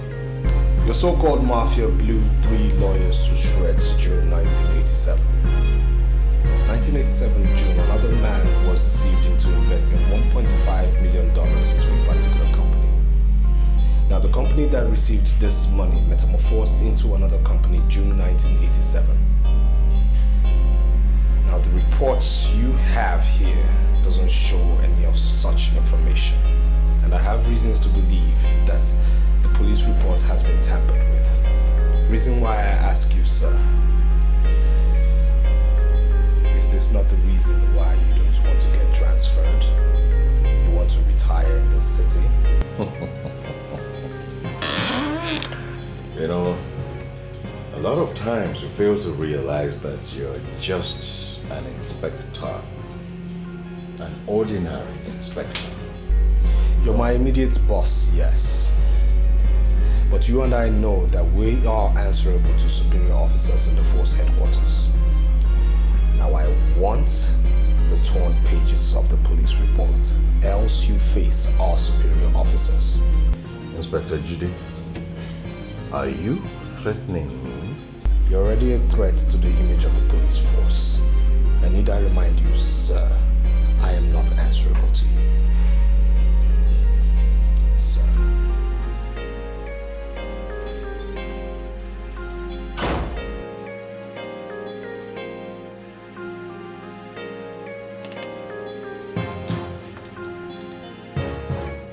This is the check of 5 million naira, Uncle. You can go and claim the money tomorrow. Please, I want to beg you not to disappoint me. The AGM comes up in 2 months. I want a perfect job. 5 million naira. Hey, you talk if I just say amen. Hey, Alice, you have done your own. Just leave the rest for me. My promise to you is that I will finish in just a month. That will make me very happy. 5 million. I should take my leave now. There's no problem.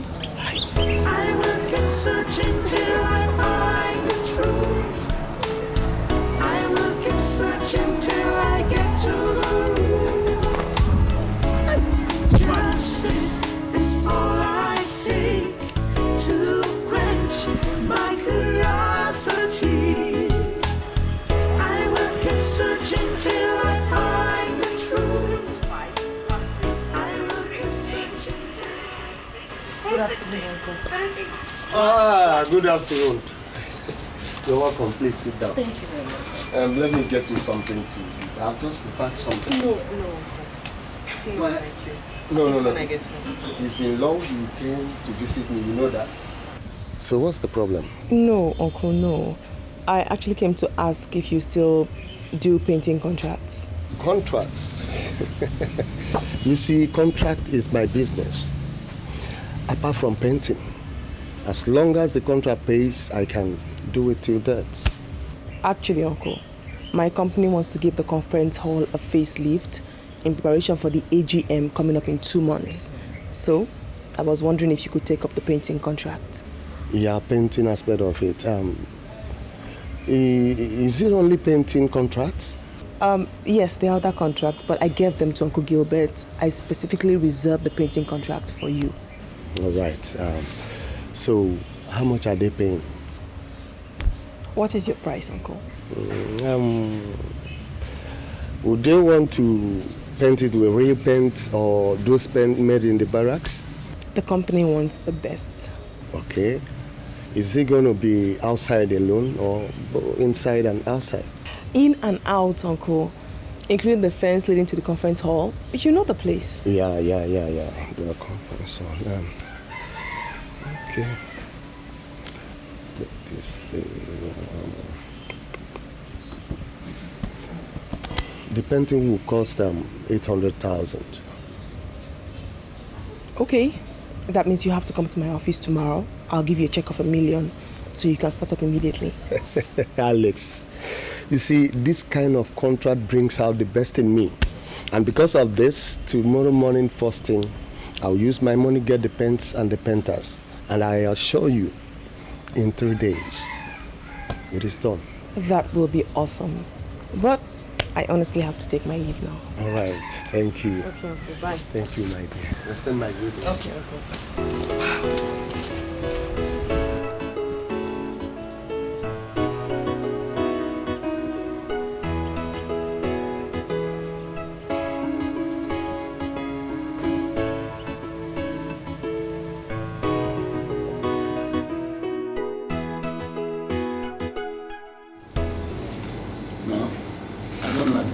Just walked out.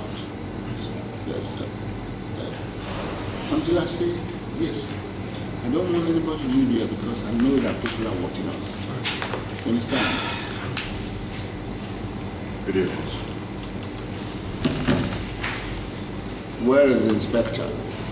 Sir, there is fire on the mountain. There is problem everywhere. What do you mean there's fire on the mountain? Huh? You got me out here at this ungodly hour, and you're not telling me there's fire on the mountain. Eh? What the hell are you talking about? Sir, there is fire on the mountain means that the inspector has refused to come with me. Look at you. You are an area commander on paper, but in real life, you are nobody. Nothing. You can't even handle an ordinary inspector. Sir. Huh? That inspector is not ordinary. Meaning what? Meaning he uses spiritual powers. He uses mystical powers. I don't understand his ability to uncover the truth, even hidden things. Just this evening, he was asking me about the June 1987 event. He knows the deaths that occurred in that month. He knows about the money. In fact, he knows the exact amount. And for your information, sir, he knows about the company. I mean, it takes a man with spiritual powers to know all of that. How dare you? How dare you reveal such vital information? How dare you allow such information to leak out? How? No. I didn't leak any information. That information didn't leak from my office. We covered everything. It couldn't have leaked from my office. He uses spiritual powers. Yeah, I'm ashamed of you. I pay you good money to cover my ass. 2 million naira every month that you collect, and you cannot do anything with it. Huh? Now listen to me. Go and search for that source of information and kill that person. Are you listening to me? Human beings give information to that inspector. Go and look for whoever it is and terminate it from the source now. Because if you don't do so, I will kill you. And I'm giving you 3 days. 3 days to do so, or else you are dead. Okay, sir. I will do my best. I will do my best. I will do my best. To my perpetual control of this city.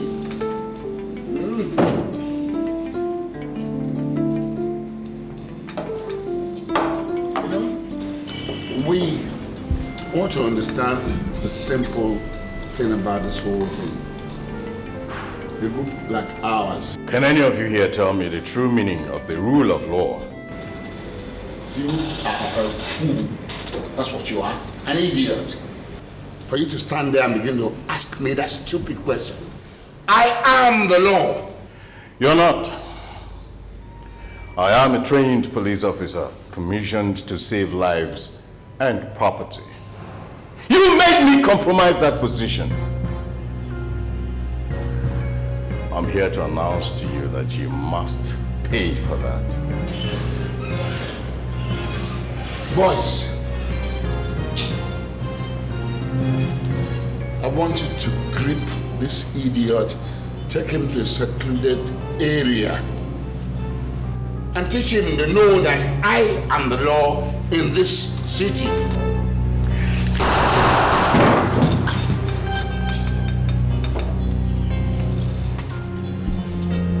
Fool, you shot my man! And I'm gonna kill you.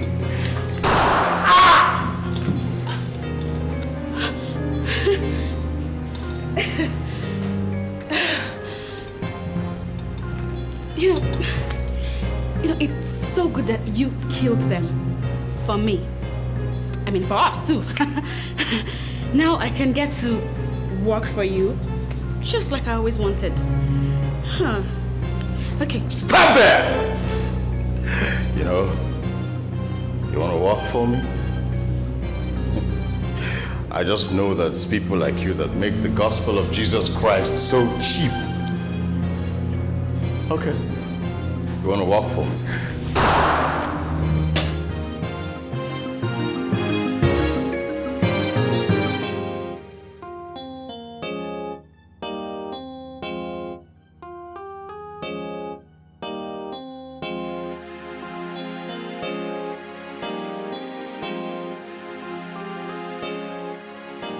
What have I gotten myself into? Am I truly a police officer? I compromised myself. I compromised my position. Is this life worth living?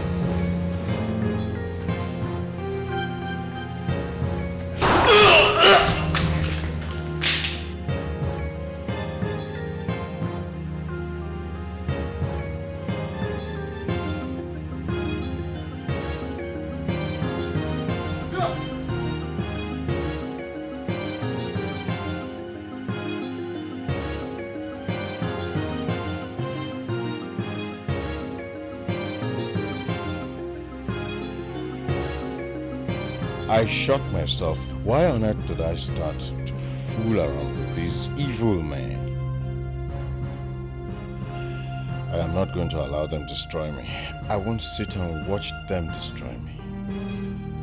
It is fire for fire. I will keep searching till I find the truth. I will keep searching till I get to the root. Hi. Oh, Vera. I'm sorry I'm late. No problem. No problem at all. How are you? I'm good. I'm alright. Vera, if I tell you I see you as a best friend, that certainly is an understatement. Reasons? You saw me and you liked me. You went out of your way to trust me. You trusted me enough to give me information which ordinarily shouldn't be given out.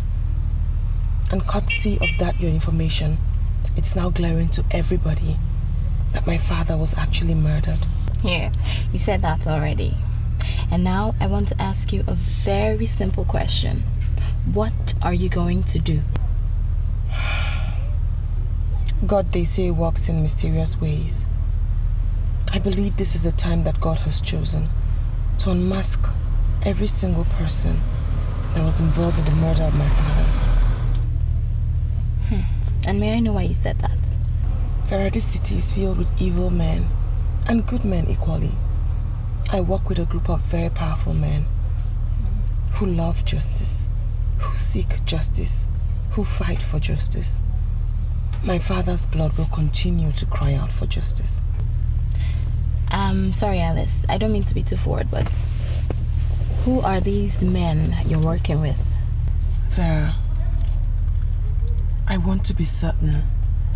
I want to be very sure of every person I meet and every decision I will make before I squeal anything to anyone.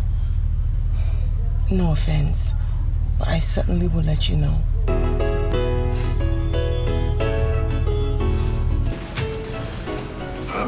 Did you find anything? I still haven't searched the office, sir. I've actually been very busy. But I have the death certificate. That's what I came to give to you. Oh, good. Lovely. Right. This is wonderful. Be great help. And but please, I have to say something to you very carefully.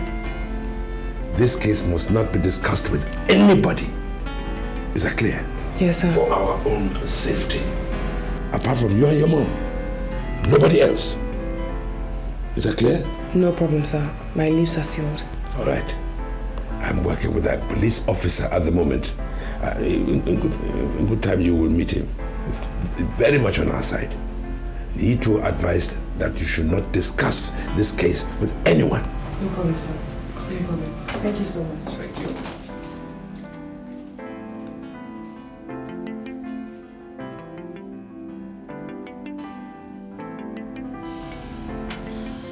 Some members of your group said that you are not showing enough commitment. As a thorough Christian woman, and I want to know what your problems are. I'm sorry, Mother, but I don't understand what you mean by not showing enough commitment. You did not take part in the all-night vigil of the choir members. And I want to know your reasons. Oh, that. I wasn't in town. I want you to go and see Pastor Henry. Pastor Henry? What would I be doing, Pastor Henry? I want him to lay hands on you and pray for you. Already he has conducted the deliverance on the choir members, except you. Mother, to tell you the truth, I don't need prayers to sing properly in the choir. I am sorry, Steph. I am not talking about your singing ability. But all I'm telling you is the decision of the church. You must go to Pastor Henry if you're still interested in remaining in that choir. Did I make myself clear? Yes, ma'am.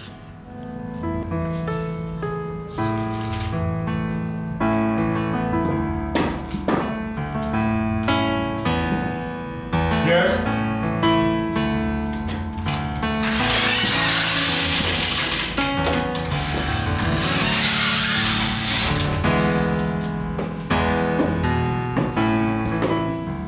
Good afternoon, sir. Good afternoon. Do I know you? I was asked to come and meet with you. Well, why would you be asked to come and see me? I'm a member of Omega Dynamic Word Assembly. Not Pastor Henry, that anchored the deliverance for choir members. Oh, you were a member of that choir? I'm not just a member of the body. I practically wrote our praise manual. Even Pastor Timothy has had countless reasons to commend me for my dedication and commitment. That's good to know. That's good to know. Well, in that case, have a seat. Please sit down. Thank you, sir. Alice, I called you here to say that I am impressed with your painters. I'm happy with the speed, and I think I love the color combination. Thank you very much, sir. Now, can they paint the entire compound? Yes, sir. But any need for that? Yeah, serious need. The original plan was for us to give the conference hall a facelift. You came up with the idea of painting the hall inside and outside. Yes, sir. Now we have a situation where the hall is looking different from the other structures we have within the compound, and I think that is not right. So I want you to discuss with your painters. Let them put up another proposal to that effect. I will, sir. Thank you, sir. No problem. One more thing, Alice. You are required to be with me in Abuja this weekend. I'll just get ready. Prepare. Thank you, sir.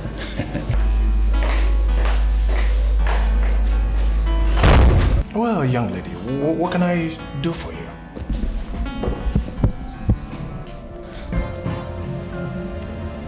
What are you doing? You like what you see, Pastor? Do you realize I'm a man of God? You see, Pastor, there are things that happen in the church that ordinary members don't get to hear. One of such, I want us to experience now. Look, young lady, you have fallen prey to the antics of Satan. You should surrender under the power of heaven, the supremacy of God. Talk about submission and surrender. You know, I already surrendered to you. Now you can grab. Come on. See, that's the problem. You prayed yourself to the bone marrow, huh? You need someone like more. don't do this. So easy now, Pastor. Step away from me. Come to me. Don't come close. Don't. I bind you. I bind you. You Delilah. I bind Delilah. You, oh God, don't do this. I will go to police. I'll go to police. I don't know how I feel. I'm a man of God. Oh God. I confess your sins. Oh, you should repent and be born again. Your sins should be confessed. Zainab, I remember telling you this earlier, but for the purpose of emphasis, I'll say it again. Zainab, you're beginning to attach yourself to me in a manner that might jeopardize my mission to the state. Sir, what did I do? Whatever we do outside should stay outside. Don't get carried away, please. But I thought I've been very professional about this. That is what you think. I know you've not been professional. Listen to me. I'm here for something very, very important. Do you understand me? And please, I don't need us to, let our one night of extra activity or one night of ecstasy jeopardize my mission at hand. Please. Now you may go back to your duties. Yes, sir.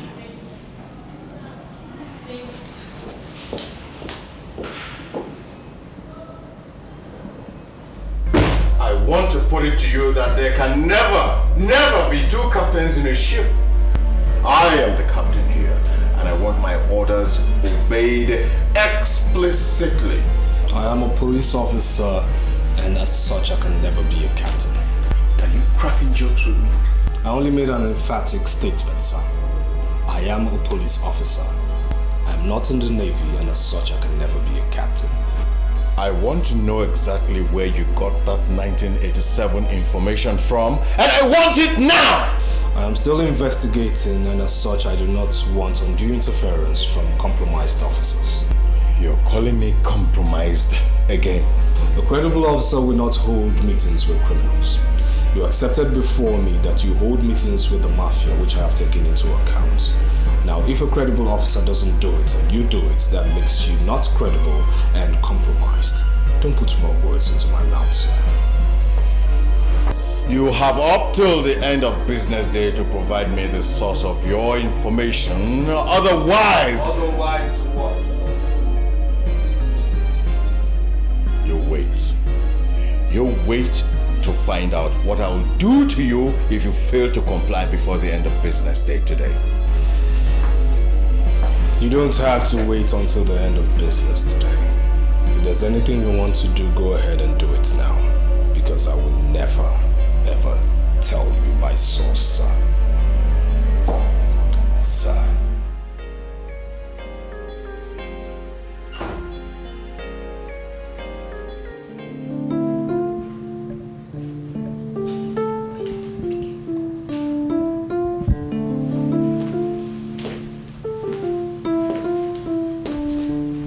Honey, what's the problem? You're not looking too good. I've been calling Pastor Henry and he refused to pick his calls.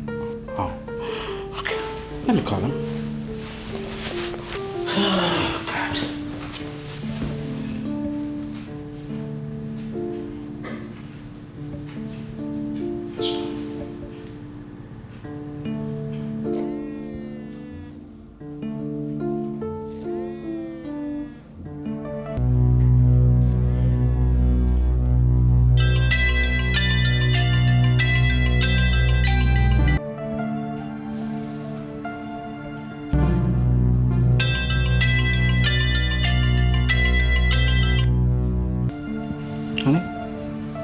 He's still not picking. I wonder what's going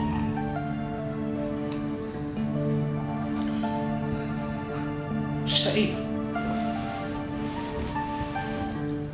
Hello? Hello, Pastor. Pastor Henry has been shot in his office. Lord Jesus. What? Henry has been shot. What are you talking about? Some people came into his office and saw him in his own pool of blood. Where is he? They rushed him down to the intensive care unit at the general hospital. Pastor, please hurry, he's going to die. Henry has been shot. He's in the hospital. Come on, let's go. Jesus.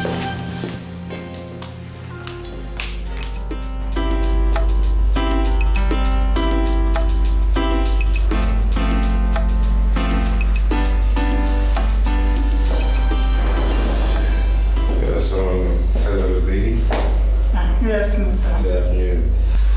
Can you direct me to Barrister Ozani, please? The name, sir? Inspector Jide. Yes, Central Police Station. You're the inspector. Barrister is waiting for you at home. He said I should give you this address. Meet him at home. All right then. Thank you. Thanks, sir.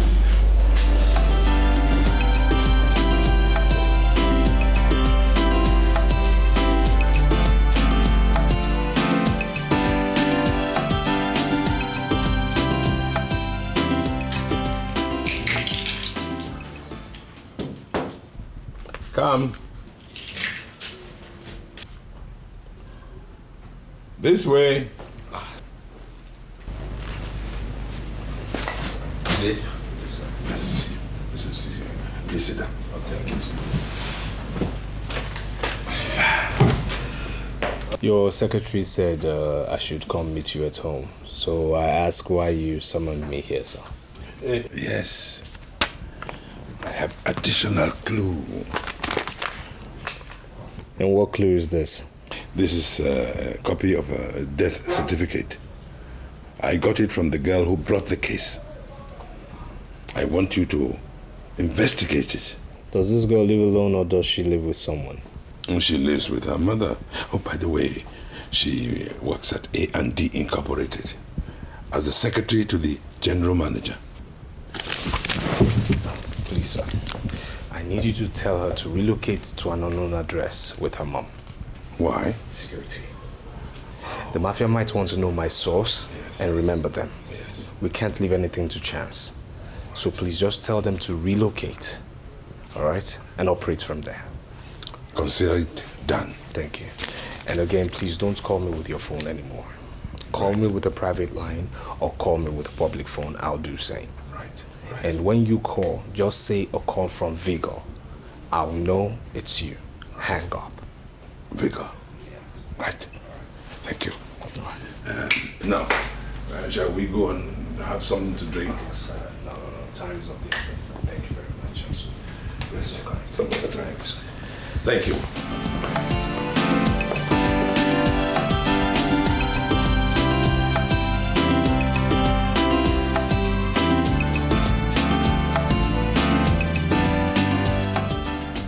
Doctor, what's going on? Where's Pastor Henry, please? Calm down. Pastor Henry is in the intensive care unit.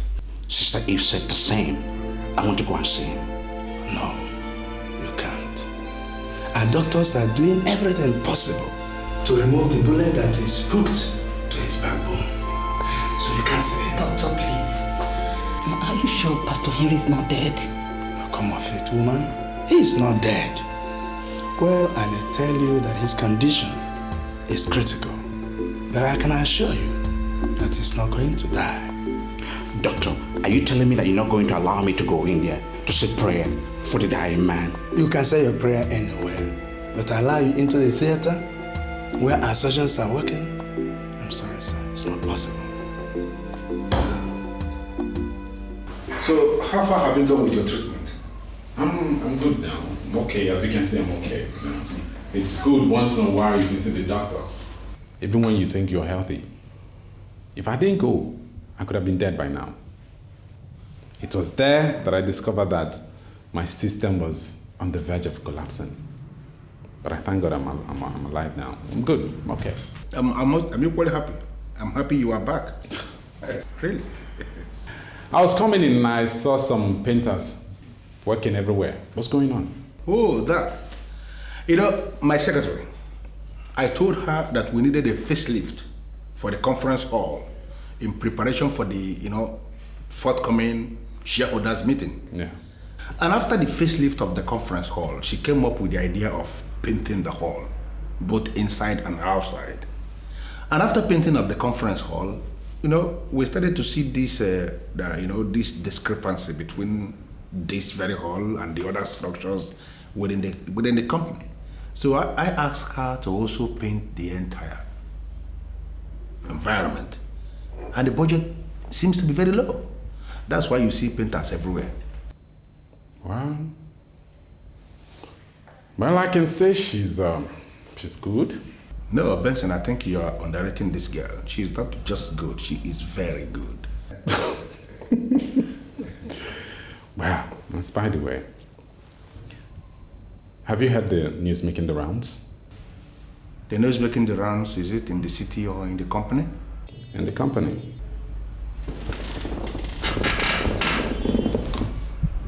In the company, I have not heard anything. Amanda, your former secretary, is pregnant for Mr. Cowrie. And he's planning to marry her. Mr. Cowrie is planning to marry Amanda? That's right. In this company? If that should happen, I'm telling you, both of them will leave this company. You should be worried, Mr. Okafor. Worried over what? You should be worried that you were not able to make that girl pregnant for 11 years you dated her. What?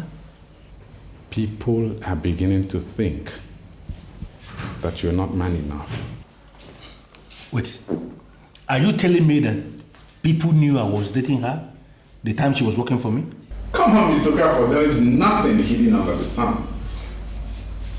See, you dated that girl for 11 years and you could not put her in the family way. But just a couple of months with Mr. Cowrie, she's already with the child. I'm sorry, Benson, but you must be an imbecile to ever think that I am in the same level with Mr. Cowrie. Why did he come to me? Why didn't you go to Cowrie? Yes, I dated... What? Man, I don't understand. Why would Mr. Cowrie go into that woman raw? Why? In this new millennium? In this age? Of course, I dated her. But I never entered her raw. Because I know what I'm doing. I'm a civilized person. Do me one favor. Go back to Mr. Cowrie in his office, look into his face, and tell him that he's an idiot to have gone into that woman raw without any protection. You know, what are they talking about? They are opening raw and they are entering raw in this business environment, and you are coming here to discuss that thing with me? I have spoken to the police officer, and I think he has made a very good suggestion. What did he suggest, sir? That you and your mom should relocate to another unknown address. Why? His source is being investigated, and soon they might remember your mother. So it is very prudent to take your mother to an unknown address. Are they that powerful? You're dealing with mafia. They're heartless and ruthless. They will kill an entire gathering looking for one person. Oh yes, and not bat an eyelid. If you ever cross their path, consider yourself dead. But we don't have another house. Where do we move to? Well, I have a flat in one of my buildings, and you can go there. It was a space I wanted for a guest house, but you can have it for now as a temporary measure. Where is the flat? The street behind yours. I'll have to speak to my mother about this, and I'll get back to you. No, you haven't got that time. You must move tonight. So urgent? Dealing with criminals, ruthless criminals. That reminds me, sir. I actually saw a document in my father's wardrobe. It's dated 1983, May, but the account statement has my father's name as the account holder. I don't know if it's of any importance to you. My dear, it could be of utmost importance. Have you got it there? Oh, I didn't know it was going to be important, so I didn't bring it. But if you want it, I could get it for you. Oh, yes. Yes, I think it could be very, very important. I will get it across to you, sir. Yes. Thank you. Thank you very much. Thank you, my dear. I will keep searching till I get to the root. Yes, Oga Police, can we help you? I want to see the medical director. What is your card number? Woman, I am not sick. I'm here to see the medical director for something urgent and official, not health. Yes. Do you know his office? If I knew his office, I wouldn't be wasting my time asking you this question. I need to see him real quick. Time is running. Okay. Enter from this passage. The second door by your right. That's his office. Thank you very much. I will keep searching till I find the truth. I will keep searching till I get to the root. Justice is all I seek, to quench my curiosity. Yes, come in.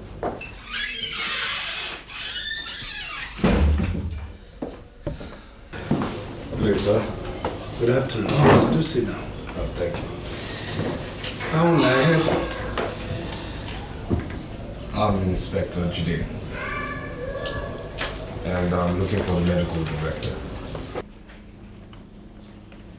I'm the medical director. Good. Did this originate from your office? Anything the matter? You signed it? No, I didn't sign it. Then who signed it? Professor Leonard, the former medical director, did. Where is he? Oh, he's retired. Retired as in resting or retired as in dead? No, he's not dead. Professor Leonard is just retired from active service. Where can I find him? In his house, of course. All right. Please kindly write his address for me.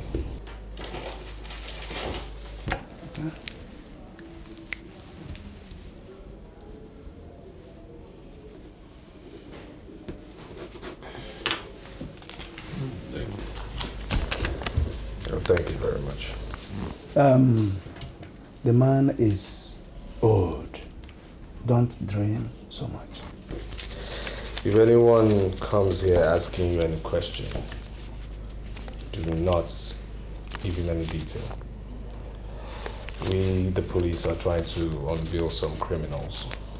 Now, helping the police is part of your civic responsibility. I'm sure you do understand that. How am I sure you are not one of the criminals out there? Because I'm leaving your office and you're still alive. Criminals leave with tales of woes and sorrows. Have a nice day, sir. There is more to it than meets the eyes. Something is wrong somewhere. Things are not as they seem to be. Something is hidden somewhere.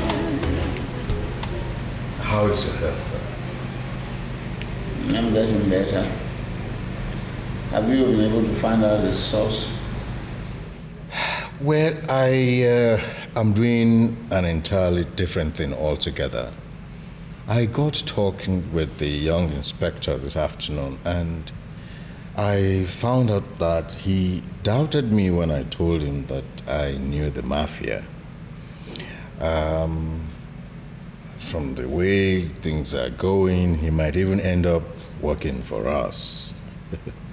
You know, he initially was scared that, I was trying to set him up. So what have you done? Yes, he wants an evidence of 10 million naira. Yes, for me to convince him that I actually know you, I know the mafia. I don't understand what you're saying. Well, all we have to do is package this money in a briefcase. I take it to him. He sees it. He knows it is coming from the mafia. And I bring it back.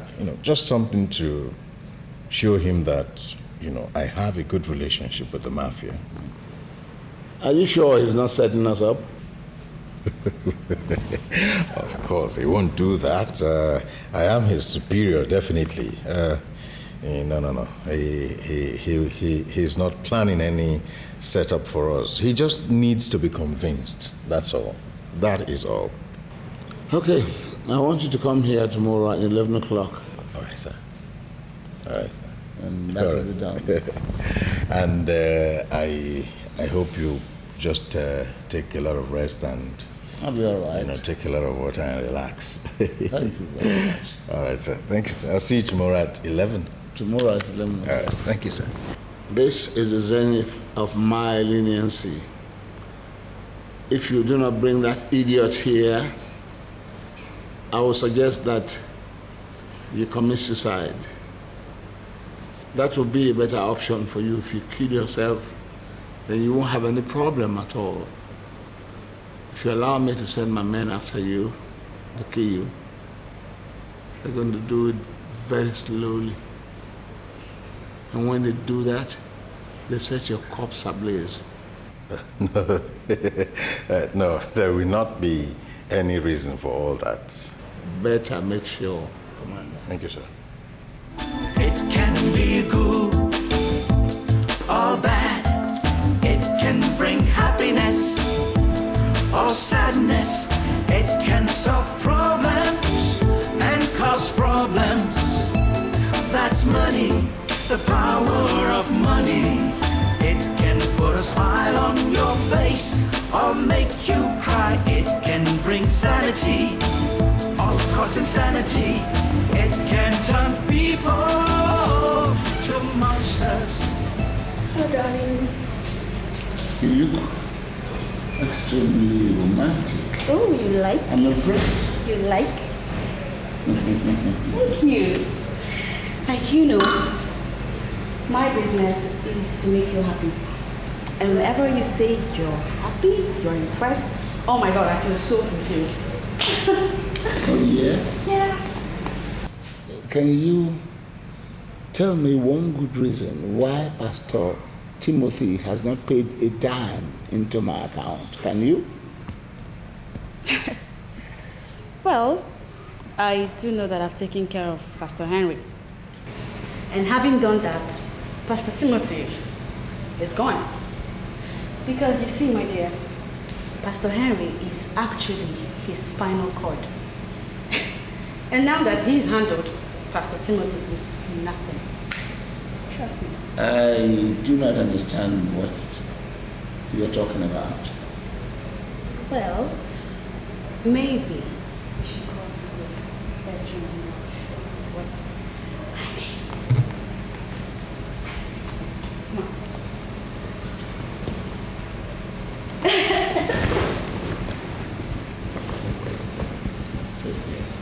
Okay.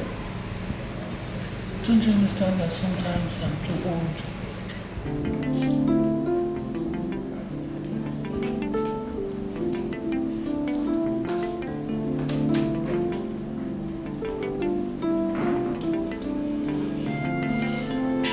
This used to be my favorite.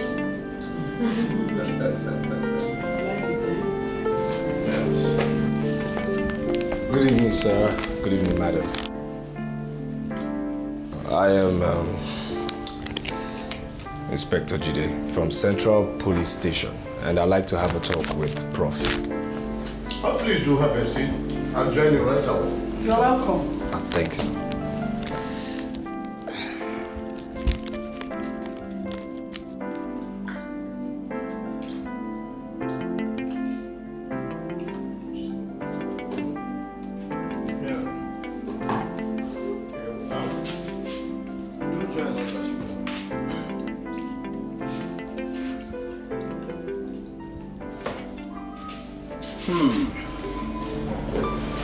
What do you want, officer? Sir, there is this document we are tracing, and the medical director at your former place of work said you actually signed it. Can I see the document? Ah, of course, of course. It's death certificate of the late Richard Nebori, sir. I need you to look at this certificate and tell me if you signed it, sir.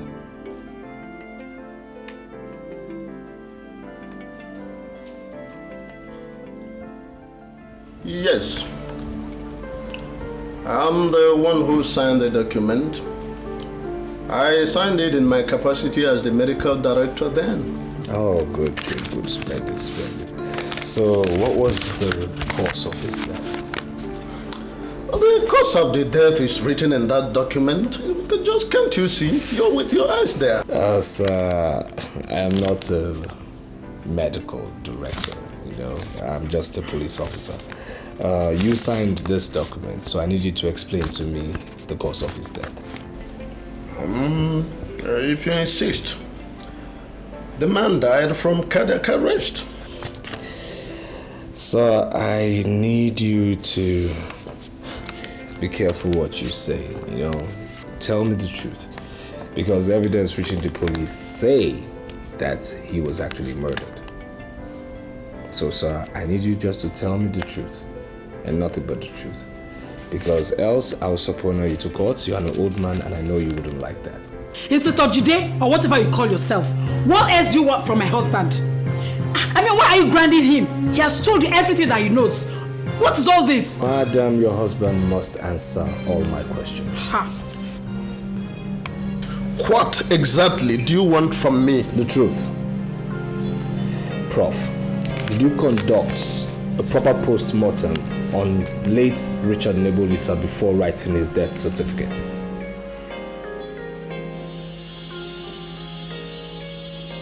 You're welcome.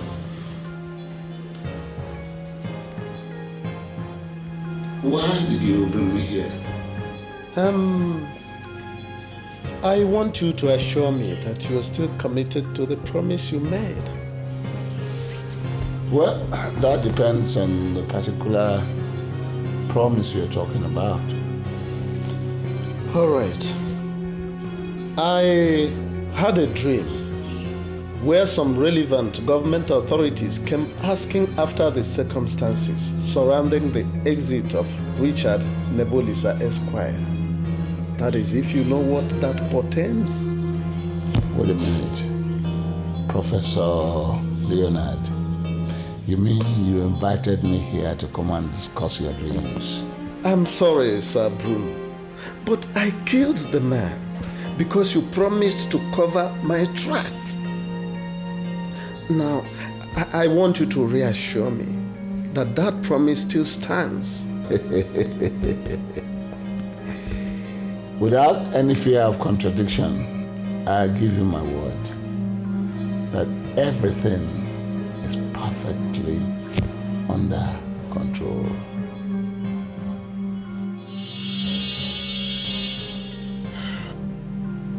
You're wasting my time, old man. I don't know what you want, but I've told you what I know. Prof, you have a good opportunity of redeeming your image right now. Don't force me to get the truth out of you. And again, don't force me to see you as one of those evil men holding this city down. I don't know what you are talking about, officer. I don't know what you are talking about. Will you leave me alone? Just leave me alone. Leave my husband alone. He has told you all that he knows. Leave him alone. Right then. I'll be seeing you very soon. Honey, it's okay. It's okay. I will keep searching till I find the truth.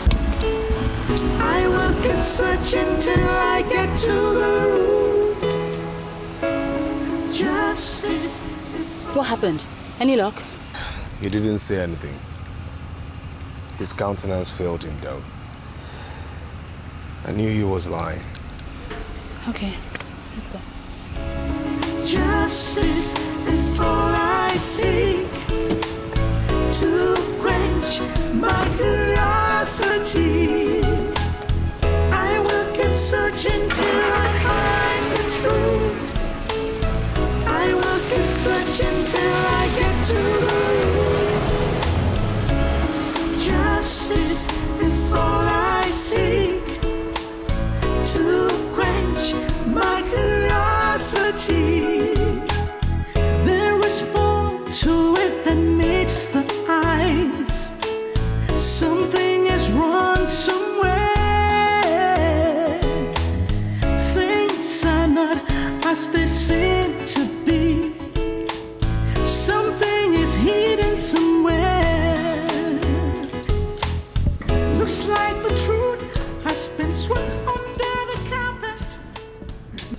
I hope I'll meet you awake when I come back, baby. Honey, where are you off to? Of course, to see a friend. I'll come back in a jiffy. By this time? Can't it wait till tomorrow? Don't worry. Like I said, I'll be back in a jiffy. It's somehow urgent. Okay. See you. Be careful, eh? I see you when I come back. But some memories are so hard to forget. The truth will come out in the open someday.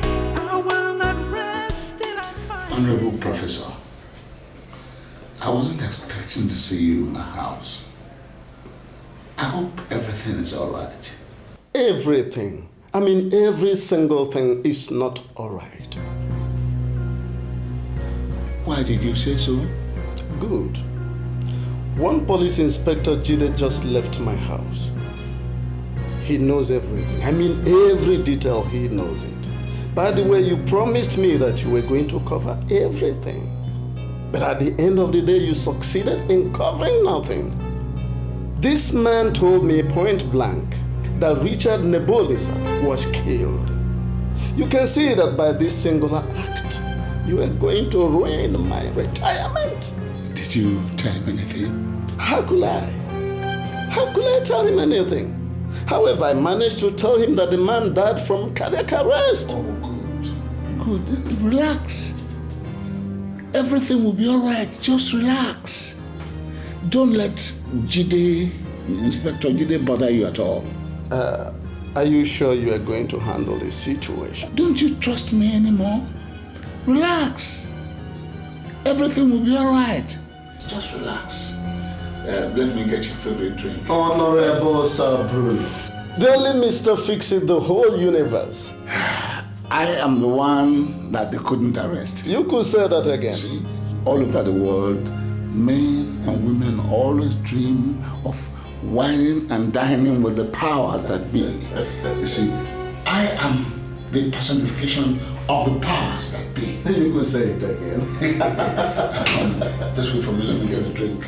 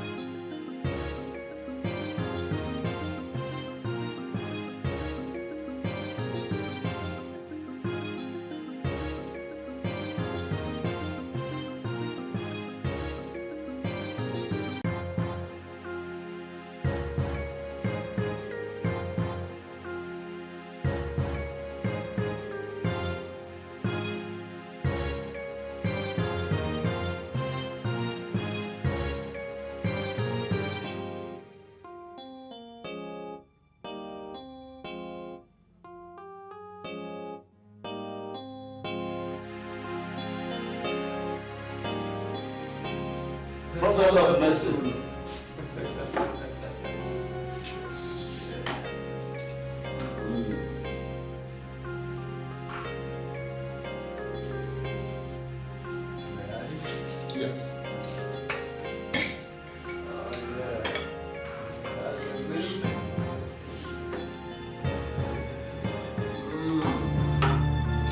This is your favorite wine. I've kept it in my room for 7 years. Oh, I know it will taste real good. It will taste real better now. Yes. Put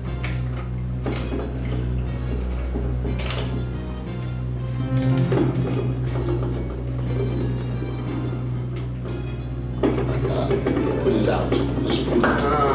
That's it. That's the real thing. Cool. So.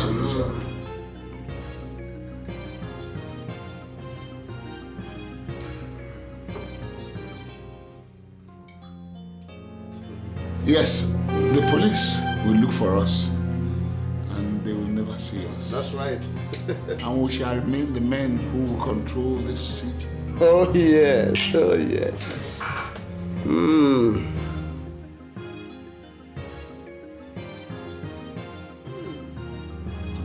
This wine remains the best wine ever.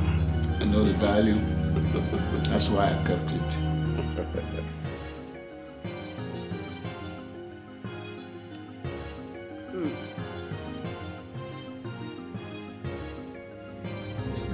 I don't have to keep my wife waiting. Okay. I'll be waiting for your action. All right. Well, thank you, Professor. Thank you, Sir Bruno. Cheers. He was paid. Now it is time for him to pay.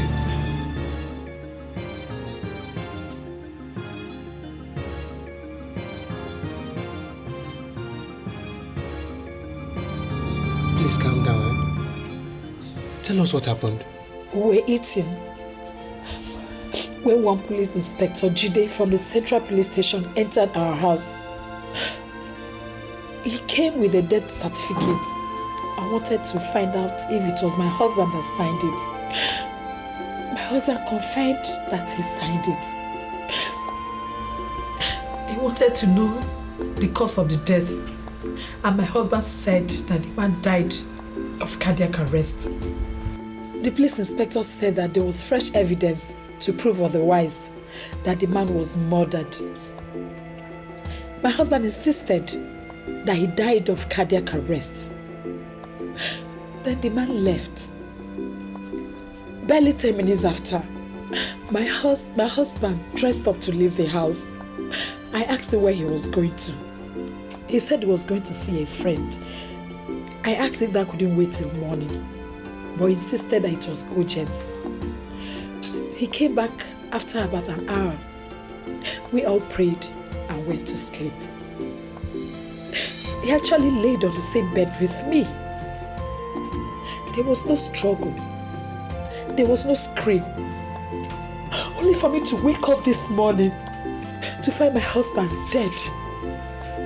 Stone dead. My husband died.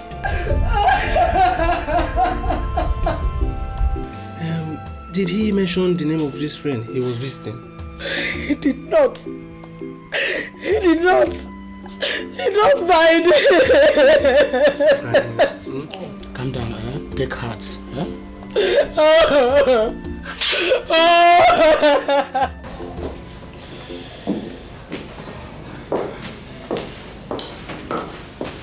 Sir. Yes. One Mr. Larry wants to see you.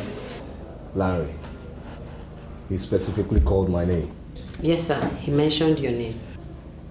All right, send him in. Yes, sir.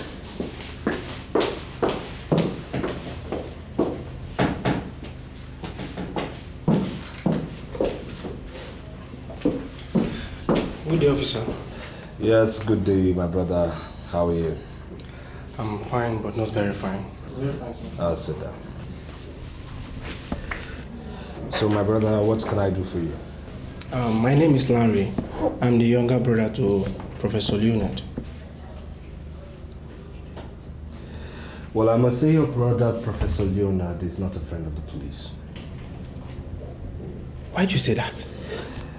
There is a murder case I'm investigating presently, and I know he has a lot of explanation to make.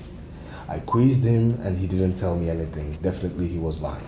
But trust me, I will be with him this night. He has to speak for his own good, else I will force him to.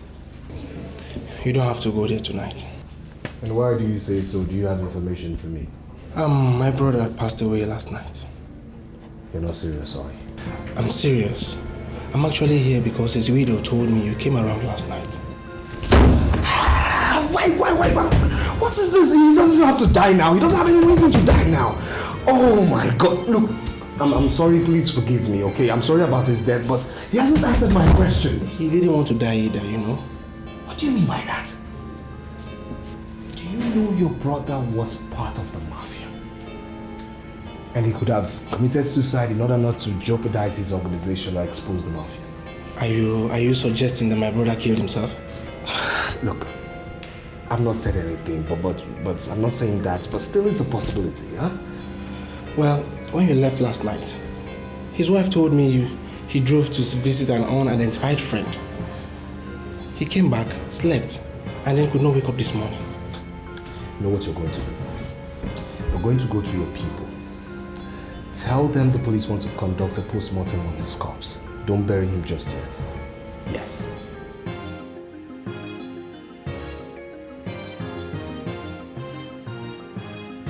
The information you gave me... It's authentic, sir. How can it be authentic when your man has been going about asking everybody questions? How can that be? I was still with him this morning, and he even asked me about the evidence that I said I was going to bring, and I assured him that I will bring it this afternoon. He went to Professor Leonard and questioned him so much, the man nearly broke down and started singing. You understand? If he meant well, if he was interested in joining my company, why would you go about questioning people like that? If it's that, sir, I don't think it's a problem. You know, he doubts us. He's worried that we are setting him up. That's why he's so serious with the so-called investigation. You know, you just give me the evidence he asked for, and when I show him, I might eventually bring him here. All right. Todd. Sir. Open that box for him. Yes. This is money, though it is not 10 million. There are millions there. And that's what you asked for. If you fail this time, man, you are a dead man.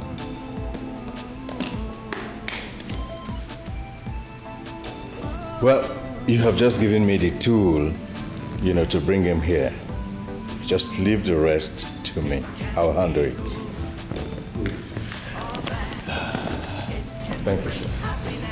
You better not fail this time. I won't fail, sir. Thank you. Solve problems and cause problems. That's money, the power of money. It can put a smile on your face or make you cry. It can bring sanity. In my career, I've seen the mafia move separately. But I must say that the way they move in the city is the most dangerous I've ever seen. Why do you say that? I went to visit the man who signed the death certificate last night. I questioned him to get some facts. He was lying. Then I left. Then I gathered he went to see a friend, unidentified though. Came back, slept, never woke up.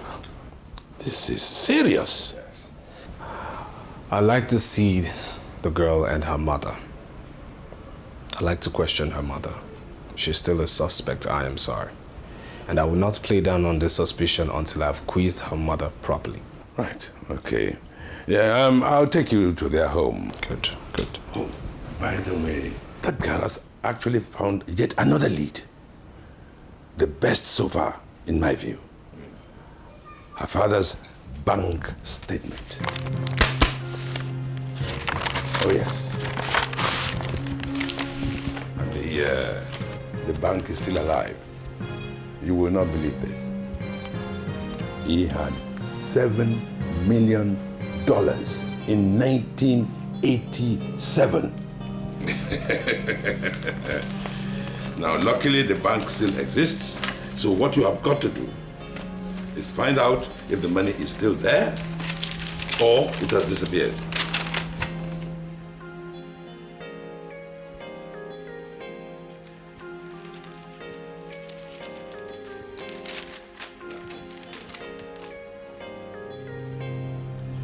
This may be one of the reasons why he was killed.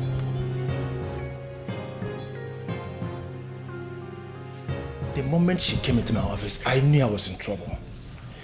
You know, she began to exhibit some seductive movements that I didn't understand. You know, and suddenly she began to take off her clothes and she just rushed at me like that, and I was so helpless. I'm sorry, Pastor Henry. I am very, very sorry. But you should have run for your dear life. Don't blame me. Don't blame me. I was taken in by her story. She told me she was the one that wrote the praise manual for the choir. And I was thinking I was dealing with her Christian sister until I found out who she was. You know, she came at me like that and I was shocked. At what point did she pull the trigger? I don't know. Honestly, I don't remember. I didn't even know I was shocked. But I remember trying to resist her and she was forcing herself on me. Then I passed out and I woke up in the hospital and they told me they had removed one bullet from my backbone and all that. To think that that kind of girl is in a Pentecostal choir beats my imagination. I still cannot believe it.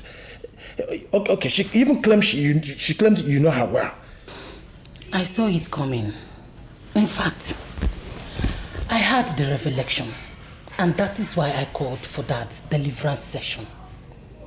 You see, we may have to disband the choir. Yes. Because Steph is not and cannot be the only one that is possessed in that choir. I can't believe this. To imagine that I regarded her as one of the best singers in that choir. Oh, it beats my trust.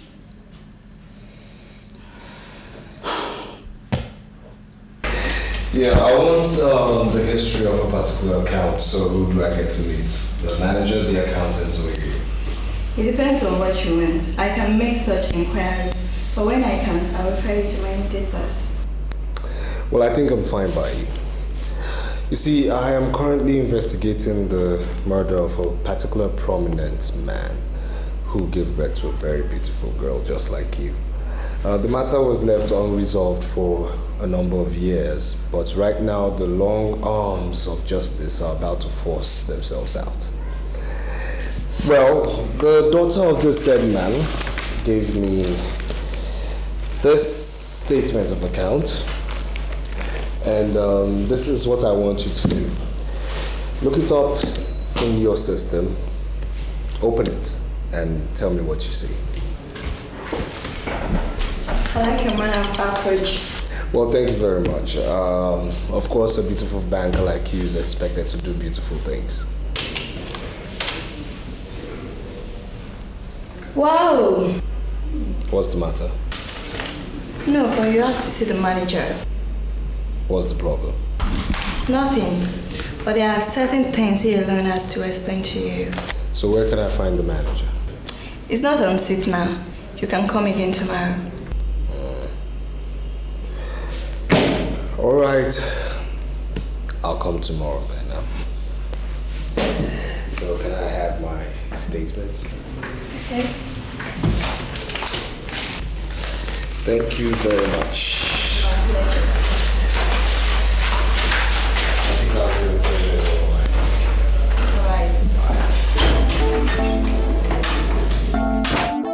All right. This is Inspector Judy, Central Police Station. And this is Alice, the young lady who brought the case to our notice, and her mother. You're welcome. Thank you. I'm very happy meeting you two face to face. Because I did call this meeting. I deemed it necessary actually for us to meet today. Oh yes, he did tell us of all the efforts you've made in resolving the matter. Well, when I instructed that you should leave your former place of abode, you thought I was kidding. The truth of the matter is that the mafia visited that place. Now imagine what would have happened if they found you there. What? When was that? This morning. Oh my God. Officer, thank you very much. Thank you very much. I am surprised that all this are happening. I never knew my husband was killed. He hid all the information from me. And I was under the impression that he died naturally. Well, tell me every single thing you remember. Starting with how he died.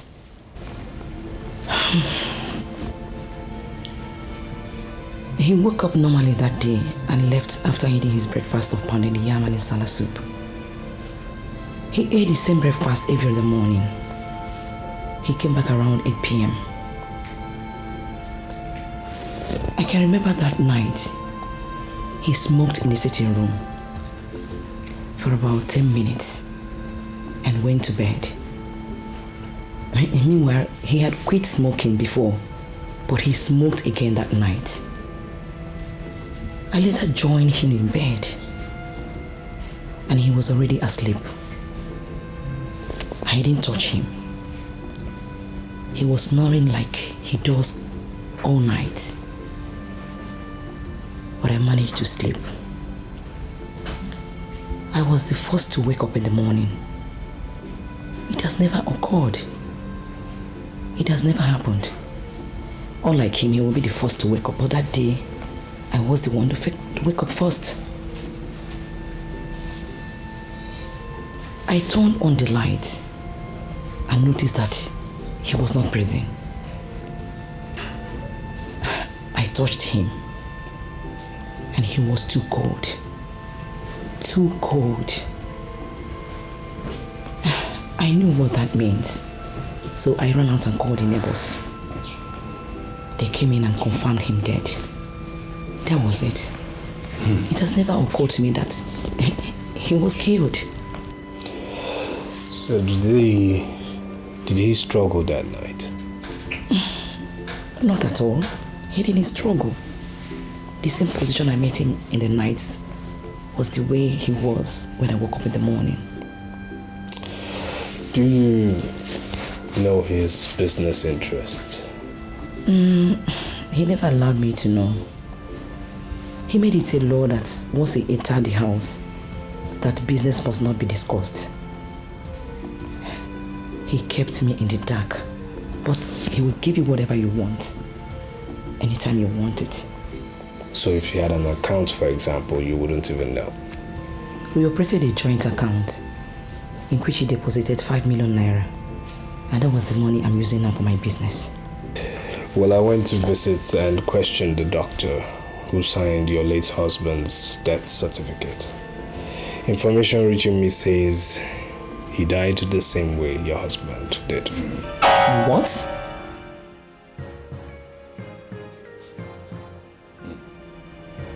Officer, are you suspecting anything? The mafia killed them. I am sorry, Larry. Go and tell that police officer of yours that I cannot allow such nonsense in this family. If he wants a postmortem, then he must wait for his own father to die, then he can perform such experiment on him. Do you understand me?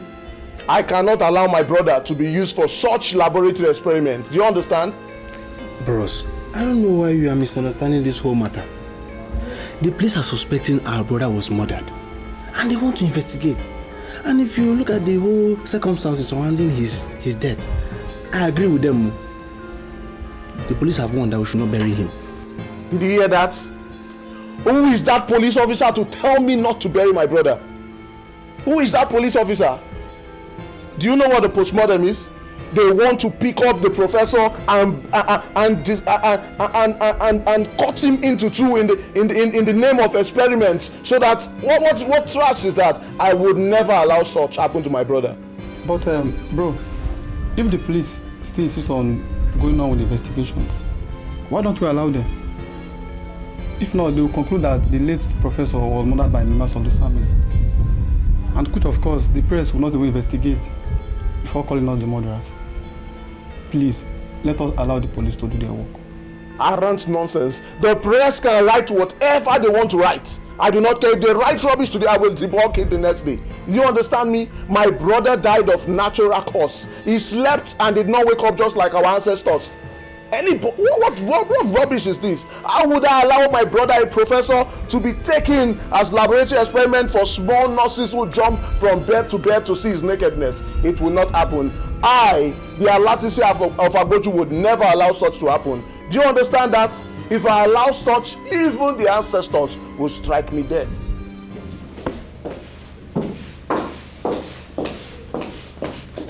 Sir, you sent for me. Zainab, sit down. So tell me, what are your findings and why has the area commander not been coming to work? I understand he traveled, sir. Traveled? I mean, he couldn't have traveled without a handover, without telling anybody. Are you really sure you went to his house? Sir, I am a very serious officer. I went to his house and the guard said he traveled. Could he have been killed by the mafia? Sir, please, you need to slow down on the tempo and rest. The way you're going, you may break down. Rest. When the city is on fire? Do you know what you're talking about? What are you up to? Nothing. I was thinking maybe you'll come around tonight. You know what? You go back to the counter, alright? And don't come back here until I tell you to. Yeah, stay there. On another note, you go with some officers to the area commander's house, okay? Comb the place, drill the guard. You may never know when you get proper information. You may leave now. Yes, sir.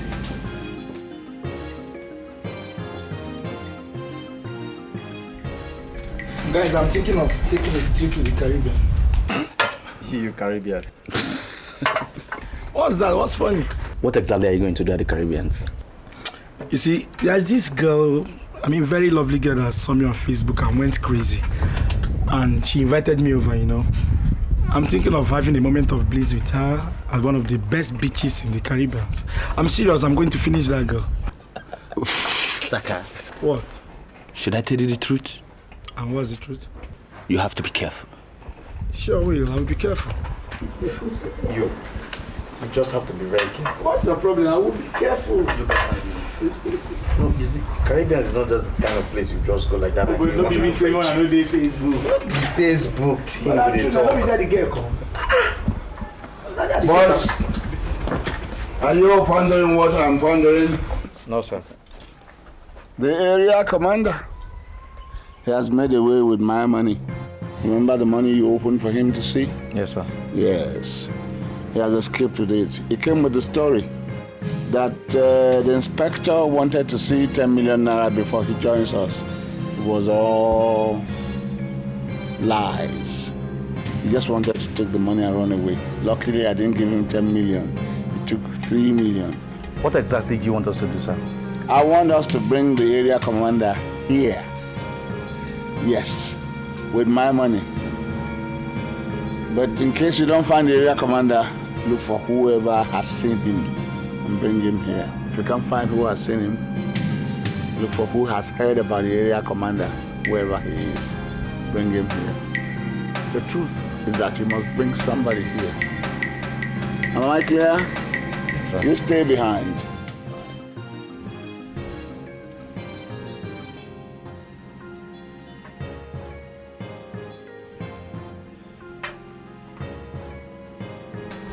Mafia killed the owner of that account. Now I want you to do a rundown on that account and tell me everything you deem very important. Please tell me exactly what you want. I want to know when last the account was operated. Because of the 17th day of June 1987, the owner of that account paid $1.5 million into a particular account. Now, I want to know if the money was paid from that account. I want to know the account that received this payment. And I want to know if there was any transaction from that account thereafter. You see,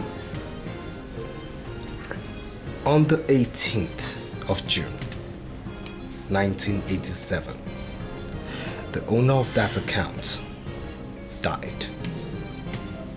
Now I want you to give me a documentary rundown on this particular account because I want to unveil the murderers of the owner of the account. Okay, let me check my computer.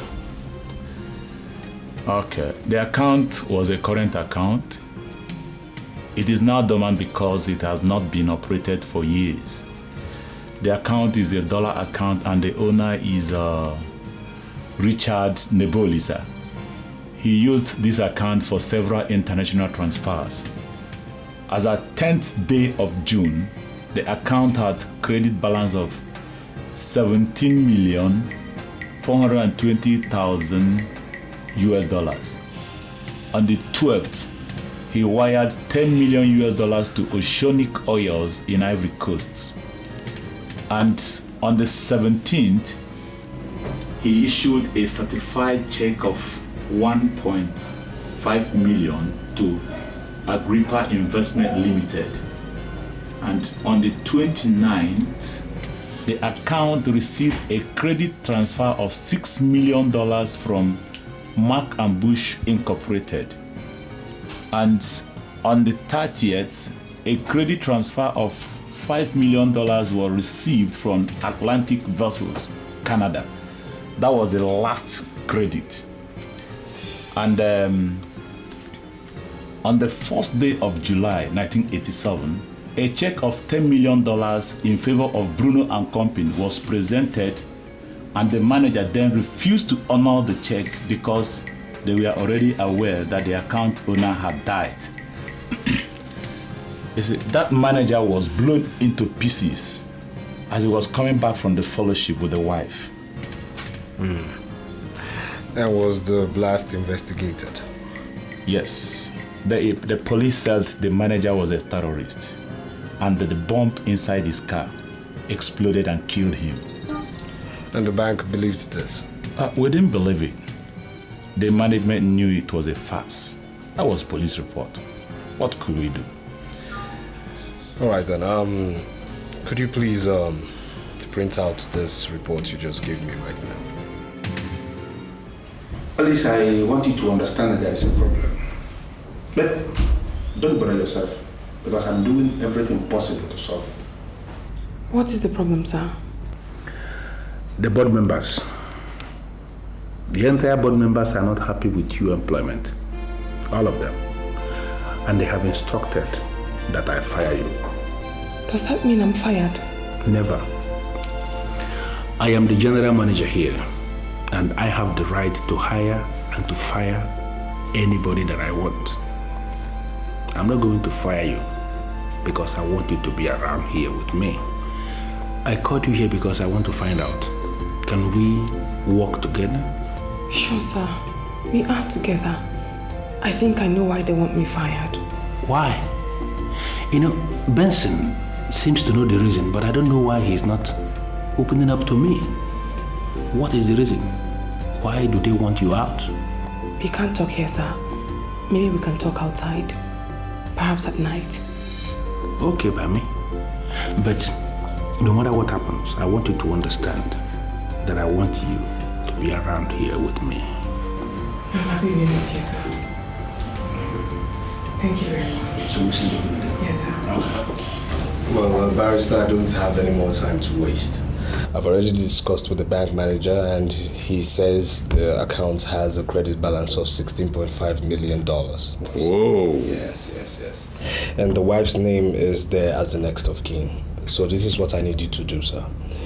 Start the process of a letter of administration for the wife and the daughter tomorrow. I'll consider it done.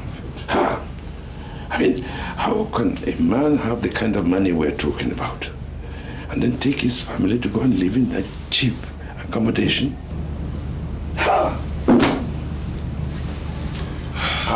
Good day, sir. Hello, my dear. Good day, sir. Something came up in the office. What happened? The general manager is under pressure from the board. They want him to fire me. And who gave you this information? The GM himself. Like an ordinary employee that he is, he doesn't know the history of the company. The board of trustees insist that he fires me. Can he be trusted? Yes. Well, I'm not going to say anything now, but my plan is to gather all the information I need before I approach anyone with direct links to the company. Trust me, sir. Mr. Okafor can be trusted. I want to set up a meeting so all of us can meet. Good. out? No, sir. The AC, the area commander, is a crook and a fraudster. Apart from the 3 million naira that he took from us, you're aware of that? Yes, sir. He also went to Atlas Oil, went to the GM and collected 50 million naira of my money. He posed as my proxy and collected that money. He signed his death warrant and absconded. Sir, we have searched everywhere for him. There's no trace of him and there's no information about him. Don't worry, my dear. I will deal with that idiot. So, sir, what exactly do you want us to do? Just relax. Nothing for now. When the time comes, I'll tell you exactly what you do. Okay, sir. But for now, I want you to go to my room and check a memo. Pastor Timothy has finally reported our case, and that account I gave him, account number I gave him, is now frozen. Sir, are you sure of what you're saying? You know I don't talk anyhow. Go in and study the memo and come back and tell me whether Pastor Timothy has a right to his life.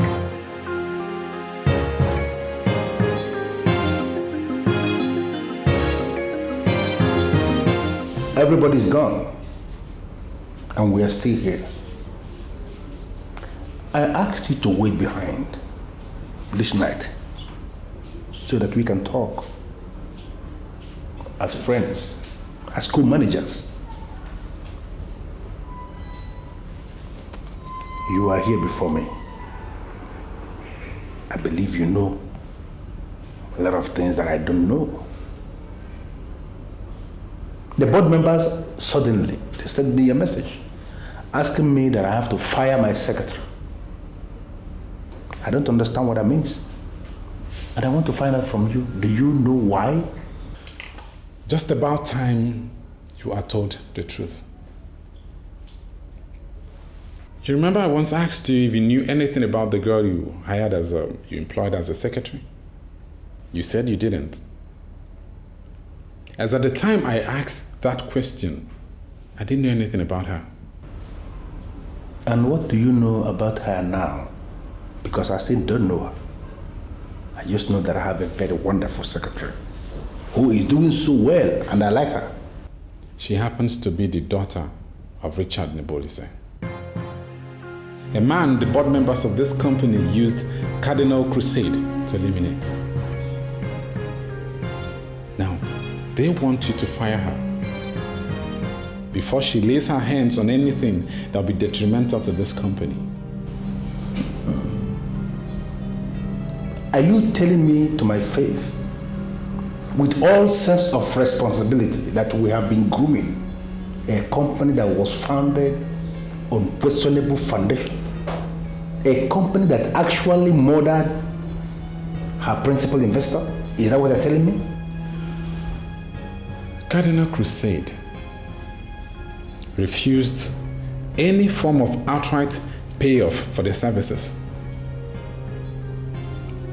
They rather went into a perpetual agreement with the board members of this company to be paid on a monthly basis. And that was why I urged you to listen to them when they started this issue of increment in the money we pay them. The land upon which the headquarters of Onward Bank is built belonged to this same man. Of course, Cardinal Crusade delivered the land. And Onward Bank pays also on a monthly basis too. I feel used. As I'm looking at you now, I am very, very angry. Very, very angry with myself. If I had this information you are giving me now, that time I came here, I wouldn't have accepted to do this work. Never. I want you to put yourself in the position of the family members of that man that was murdered. You know, he could be your brother. Have you ever thought about that? I don't get your drift.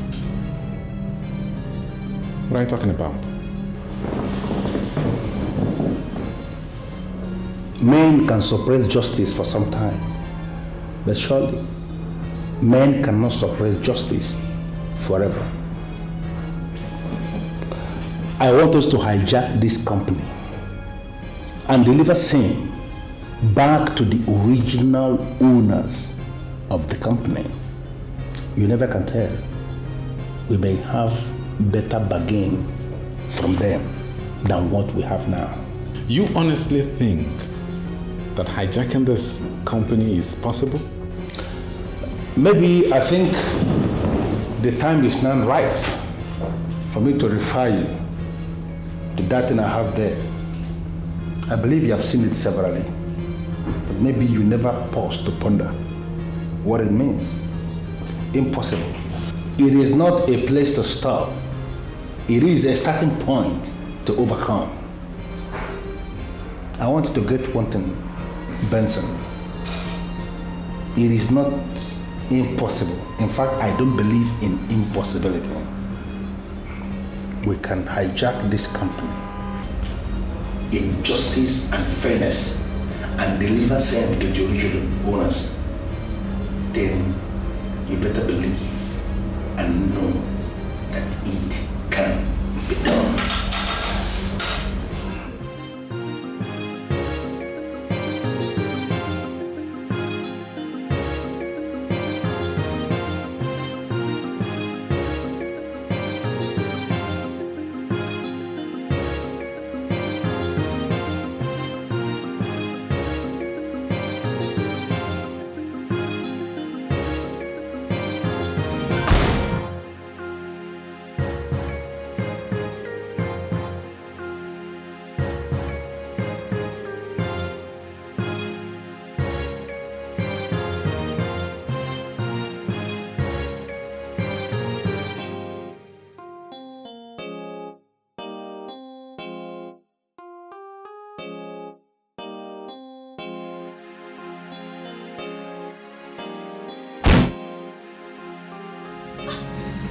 Why are you trailing?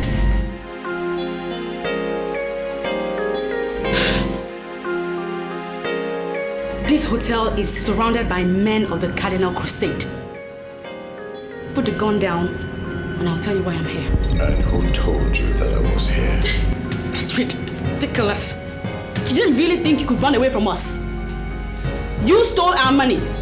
Now, you were going to tell me what makes you think you can play with men that control violence. Your money, huh? Yes!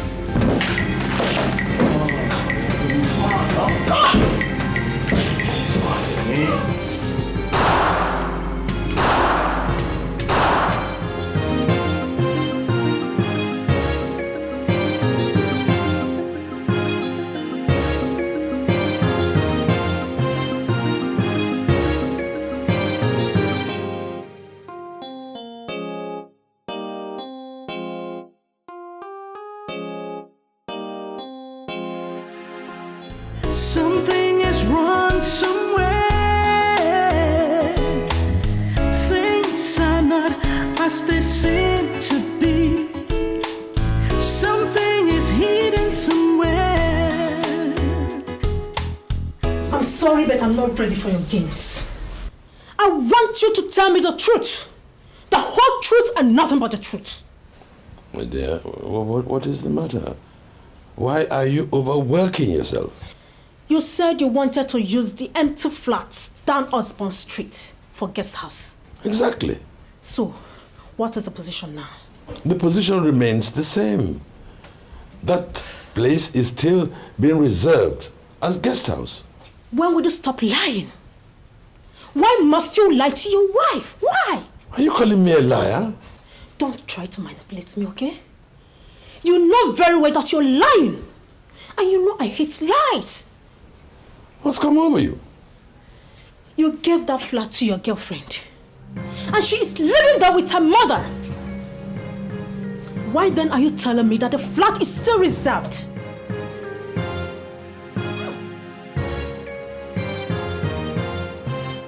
I will keep searching till I find Larissa, what is the matter? Good evening, madam.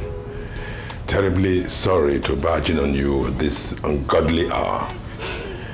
My wife is angry with me because I am keeping my girlfriend and her mother in a flat that we earmarked as a guest house.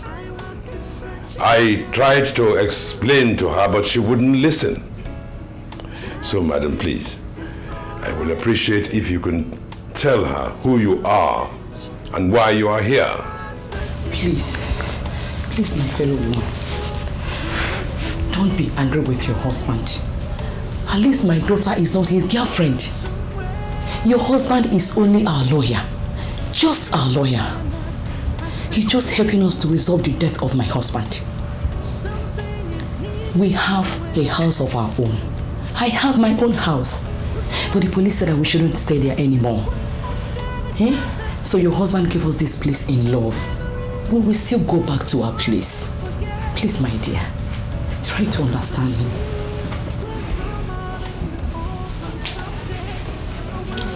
You heard? Are you satisfied? I mean, you don't appreciate what you have until you lose it. Please, darling, come. Yes, madam, I'm so sorry. I'm so sorry. I don't know what came over me. My husband explained everything to me, but I refused to believe him. Get up. I'm so sorry, okay? It's okay. You are just a woman. But please, learn how to trust your husband. Even when he is lying, and you know he is lying, don't ever tell him to his face that he is lying. It has a way it destroys marriages. How do I meet my husband again? How do I face him? You know how to face him. He is your husband. Oh my God. It's okay. Good night, okay? I will not rest until I find the truth. Well, sir, I am not going to go into unnecessary statements. I came here because I hate fraud. I don't associate myself with fraud, sir. Alicia promised to tell me the reason why the board had ordered me to fire her. She didn't get to speak until I cornered one of my colleagues who told me something that I am sure Alice doesn't even know. What I'm saying, sir, I came to make a specific statement. Whatever thing you think I can do to deliver the company back to the original owners, I am willing, as in extremely willing to do just that. Good.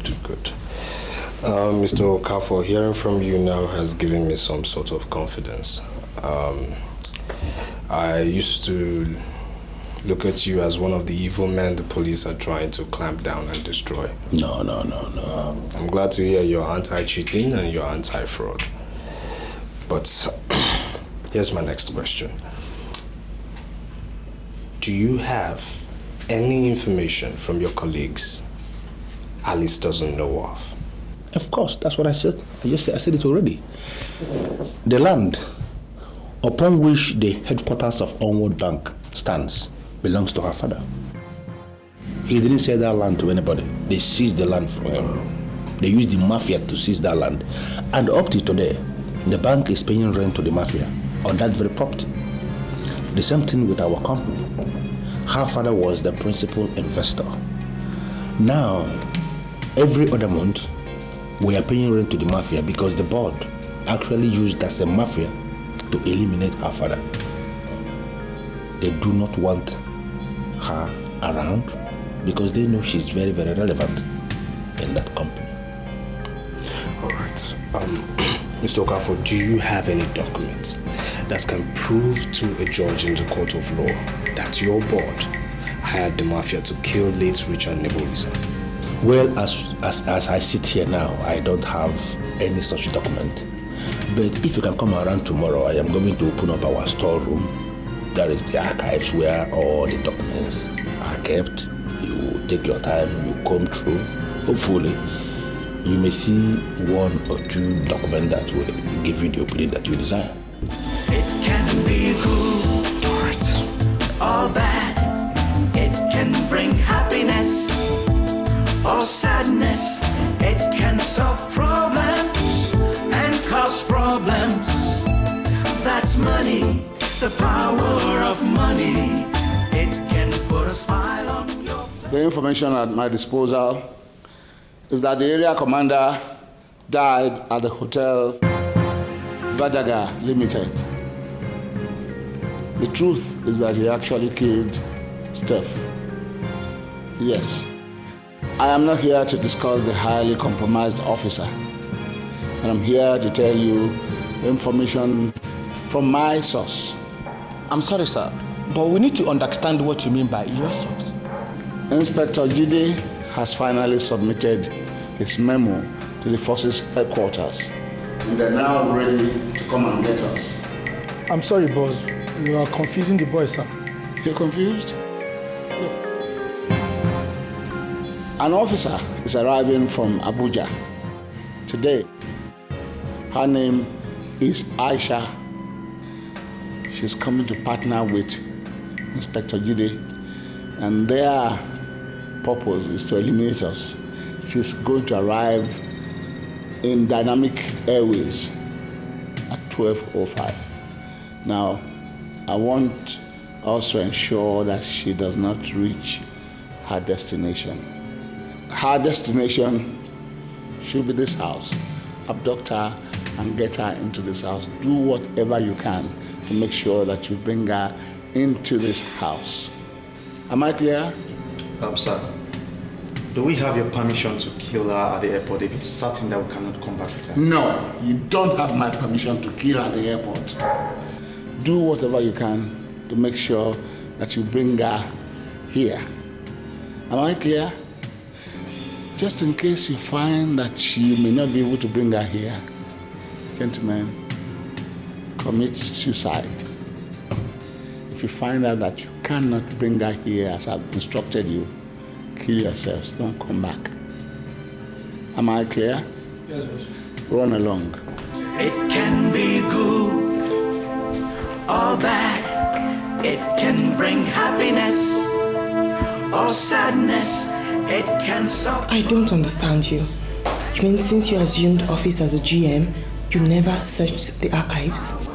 Why would I search the archives? I have never opened up the archives.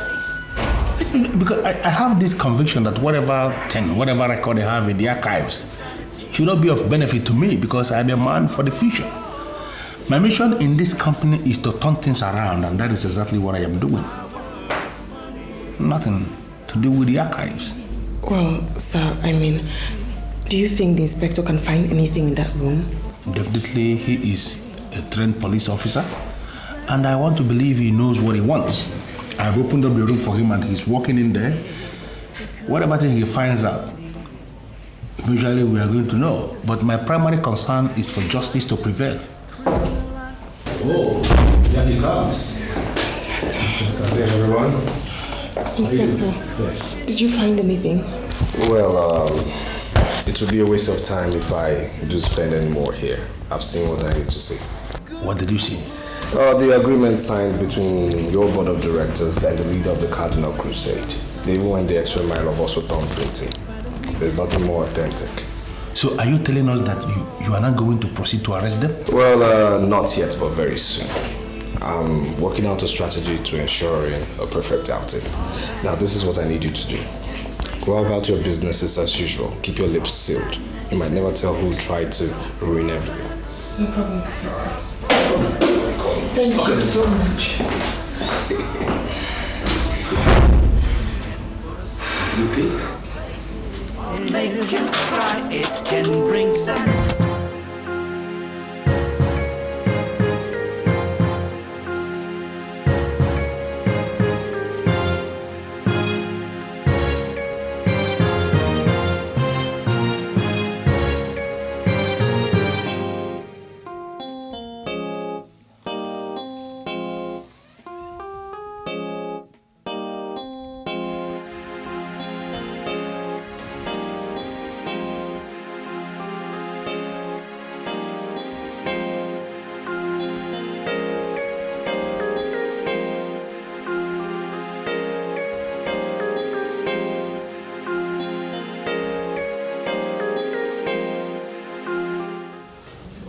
Sir, the area commander has been arrested.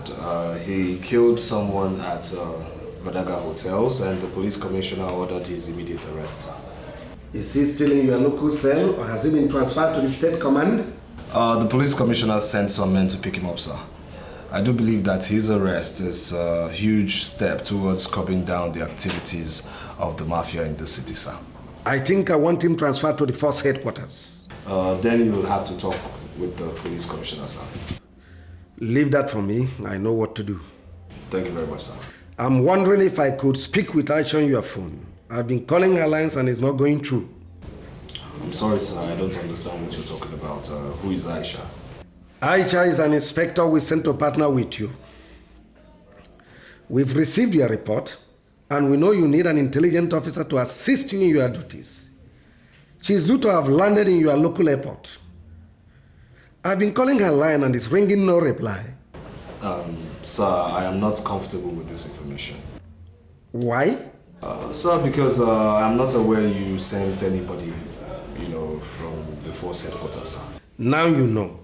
Ask her to call me as soon as she gets there. Aisha is an intelligent officer and you'll find her a perfect tool in your hands. We are relying on you to get rid of all these criminals and get them arrested and prosecuted. Thank you very much, sir.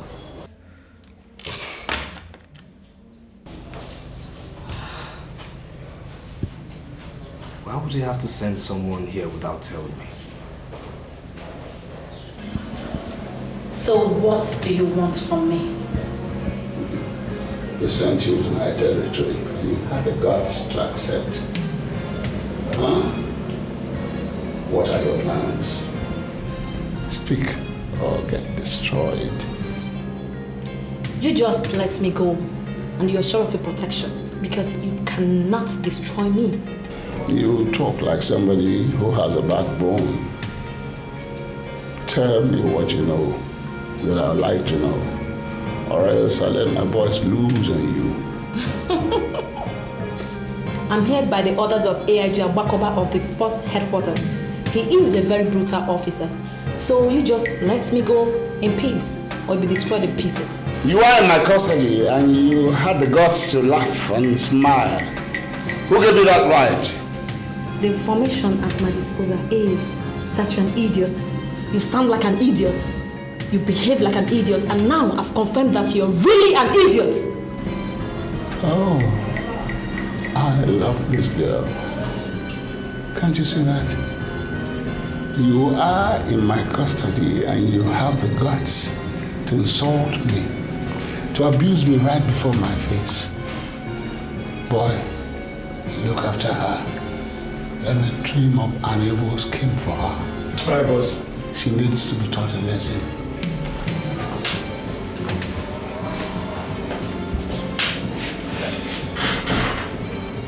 How do you want it? Do you want it soft or real hard? Get out! Get your filthy hands off me! Look, what is your take, Zayna? No, seriously, what is your take?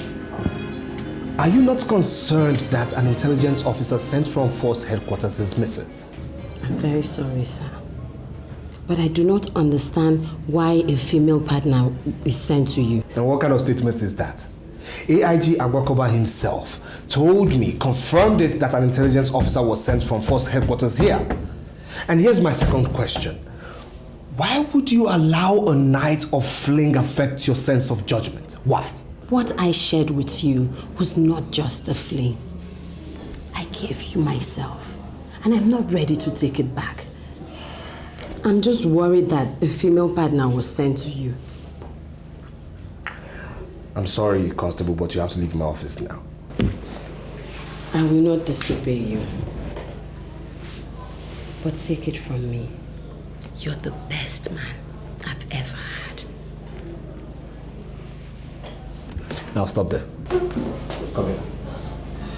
Now listen to me. I am going to arrest you if I fail to see the officer sent from force headquarters. Do you understand me? Arrest me? For what? Because you're giving me this impression that you're the brain behind her sudden disappearance. Now, if I find out you have anything to do with this, you'll be in serious trouble. Do you understand me? What are you saying? Are you saying you do not trust me? Are you saying you want to arrest me? All I am saying is you should pray I see her, else you're in serious trouble. Now leave my office, Constable. Yes, sir.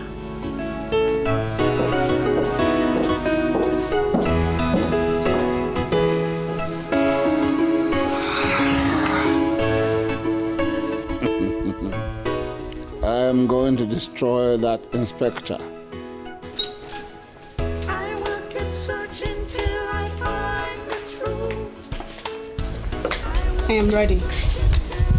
Good. This is our ID card.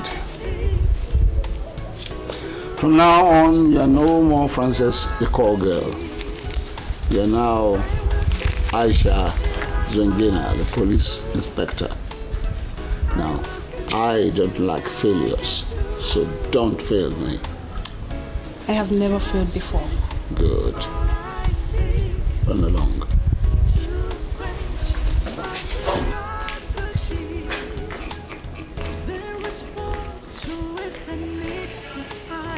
Yeah.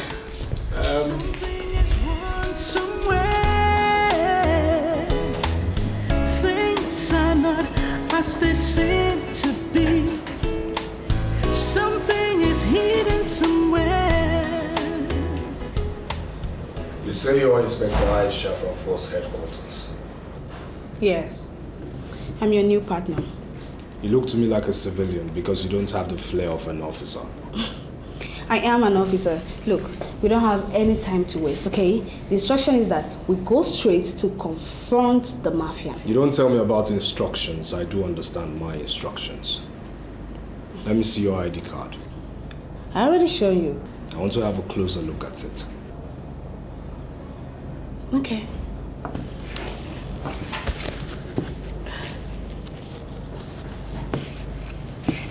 This is my ID card. Why do you doubt me?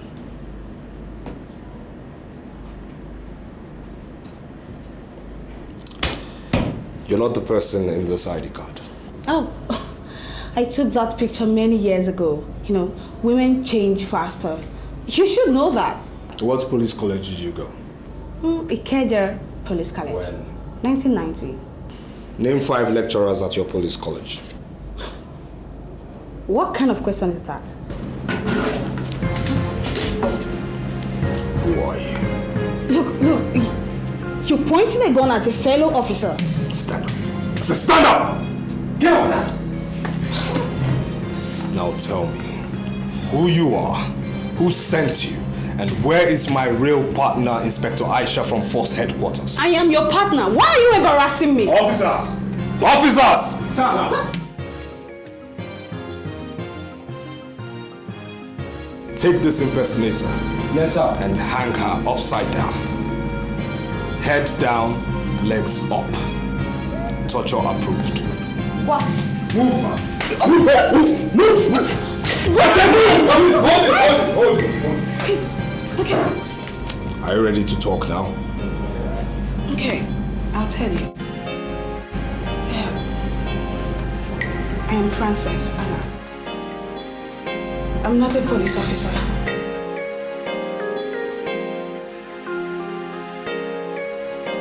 God save us from the mafia.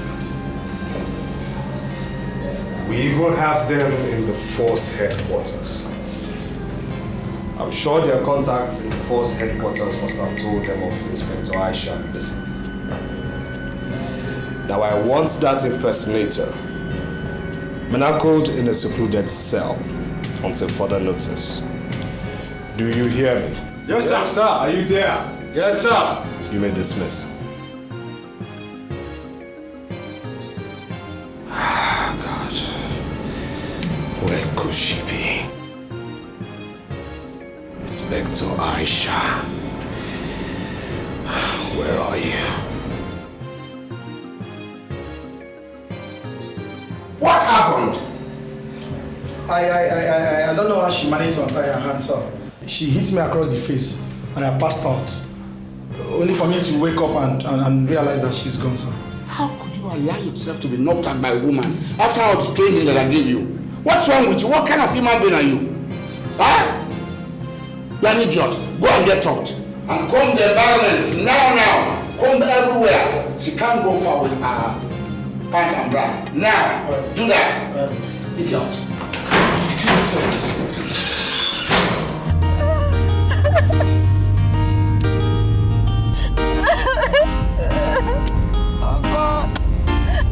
Look at me. Sure? No, where did they go, sir? Central Police Station is not far from here. CPSK? Yes. No, madam, here I may go that place, so my pass not very complete. Listen, I'm a police inspector. I was attacked by armed robbers. Look at me now. Just take me there. Nobody will arrest you, I promise. Because of God, though.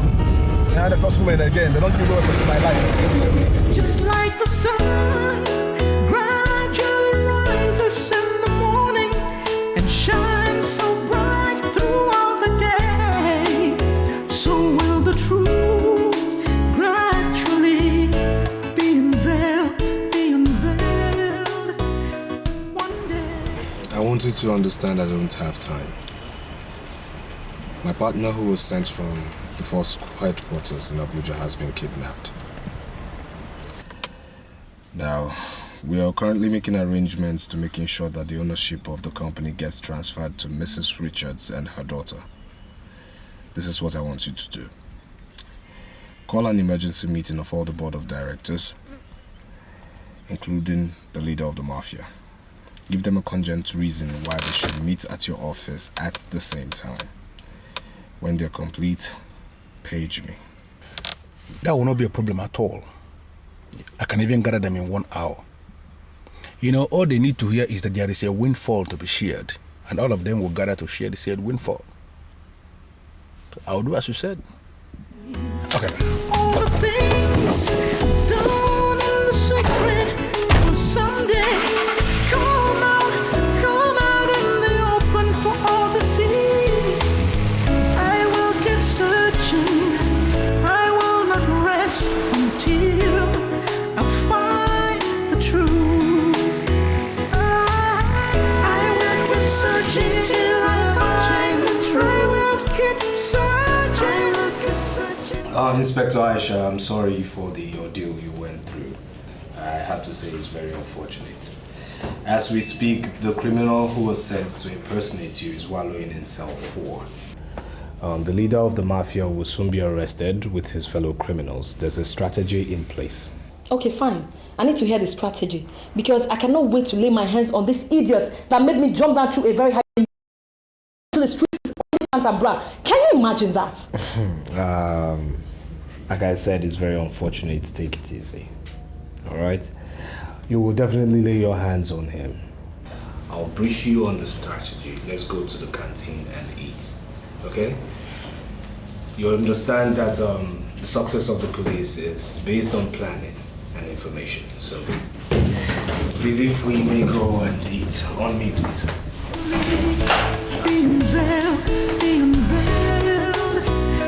One day. All the things done in the secret will someday come out in the open for all to see. I will keep searching. I will not rest until. Good afternoon, sirs. Good afternoon. Good afternoon. Good afternoon. On behalf of staff and management of this company, I wish to welcome our distinguished board members to this emergency meeting. Mr. Manager, are you telling me that you are the one who is going to address us in this meeting? Huh? You are not qualified to talk to me. I'm sorry, Sir Bruno, but I think the time has come for someone to educate you on justice and fairness. Oh, shut up! What the hell do you know about justice and fairness to educate me about it? Shut up. I'm sorry, Sir Bruno, but we know a whole lot on justice and fairness. We have come to realize that you do not understand anything about justice and fairness. And we have organized this meeting simply to inform you that men can suppress justice sometime, but they cannot surely suppress justice forever. You would have been an ordinary thief if I leveled this place into rubble. You would picked up and buried it. Gentlemen, you're all under arrest for the murders of Richard Nebulisa and Professor Young, and also attempting to hijack another man's company, actually hijacking his company. Now I advise you keep silent, else anything you say right here and now will be used against you as evidence in the court of law. You won't arrest me. You know who the hell I am. Do you? Boys. Who do you think I am? Move them. Yes, sir. Mr. Hall! Move! I will move this way! Oga, down! Move now! None of them. Oga, stand down and sit down! Move and shut the fuck up. Mr. Man, stand up and come with me. Move right.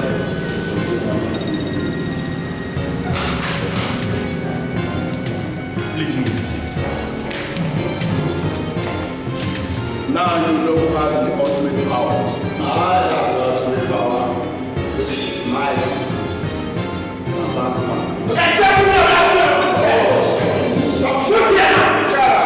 Shoot if you want to shoot. Move now. Hey! Move! Don't! I can't move!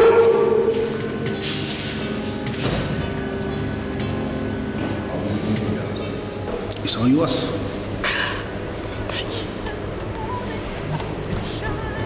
Shut up, shut up.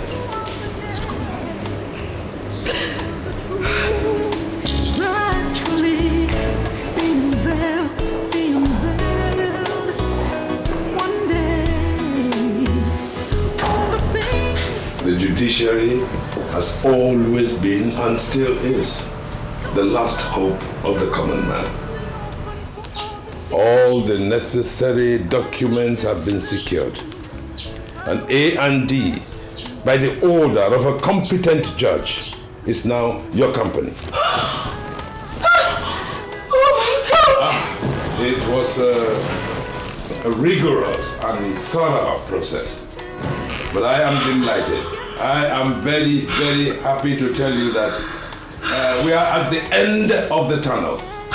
Thank you very much. On behalf of my chambers, I'd like to congratulate you and welcome you into the world of bliss that your husband, your father, labored to give you. Thank you so much. Thank you, Minister. Thank you so much. Thank you. Oh, I'm so happy to thank you.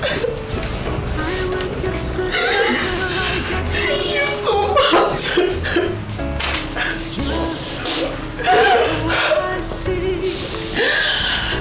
you. I will keep searching till I find the truth. I will keep searching till I get to the truth. Justice is all I seek. My curiosity. I will keep searching till I find the truth. Don't ever rest. I will keep searching till I get to the root. Justice is all I seek to quench my curiosity. I will keep searching till I find the truth. I will keep searching till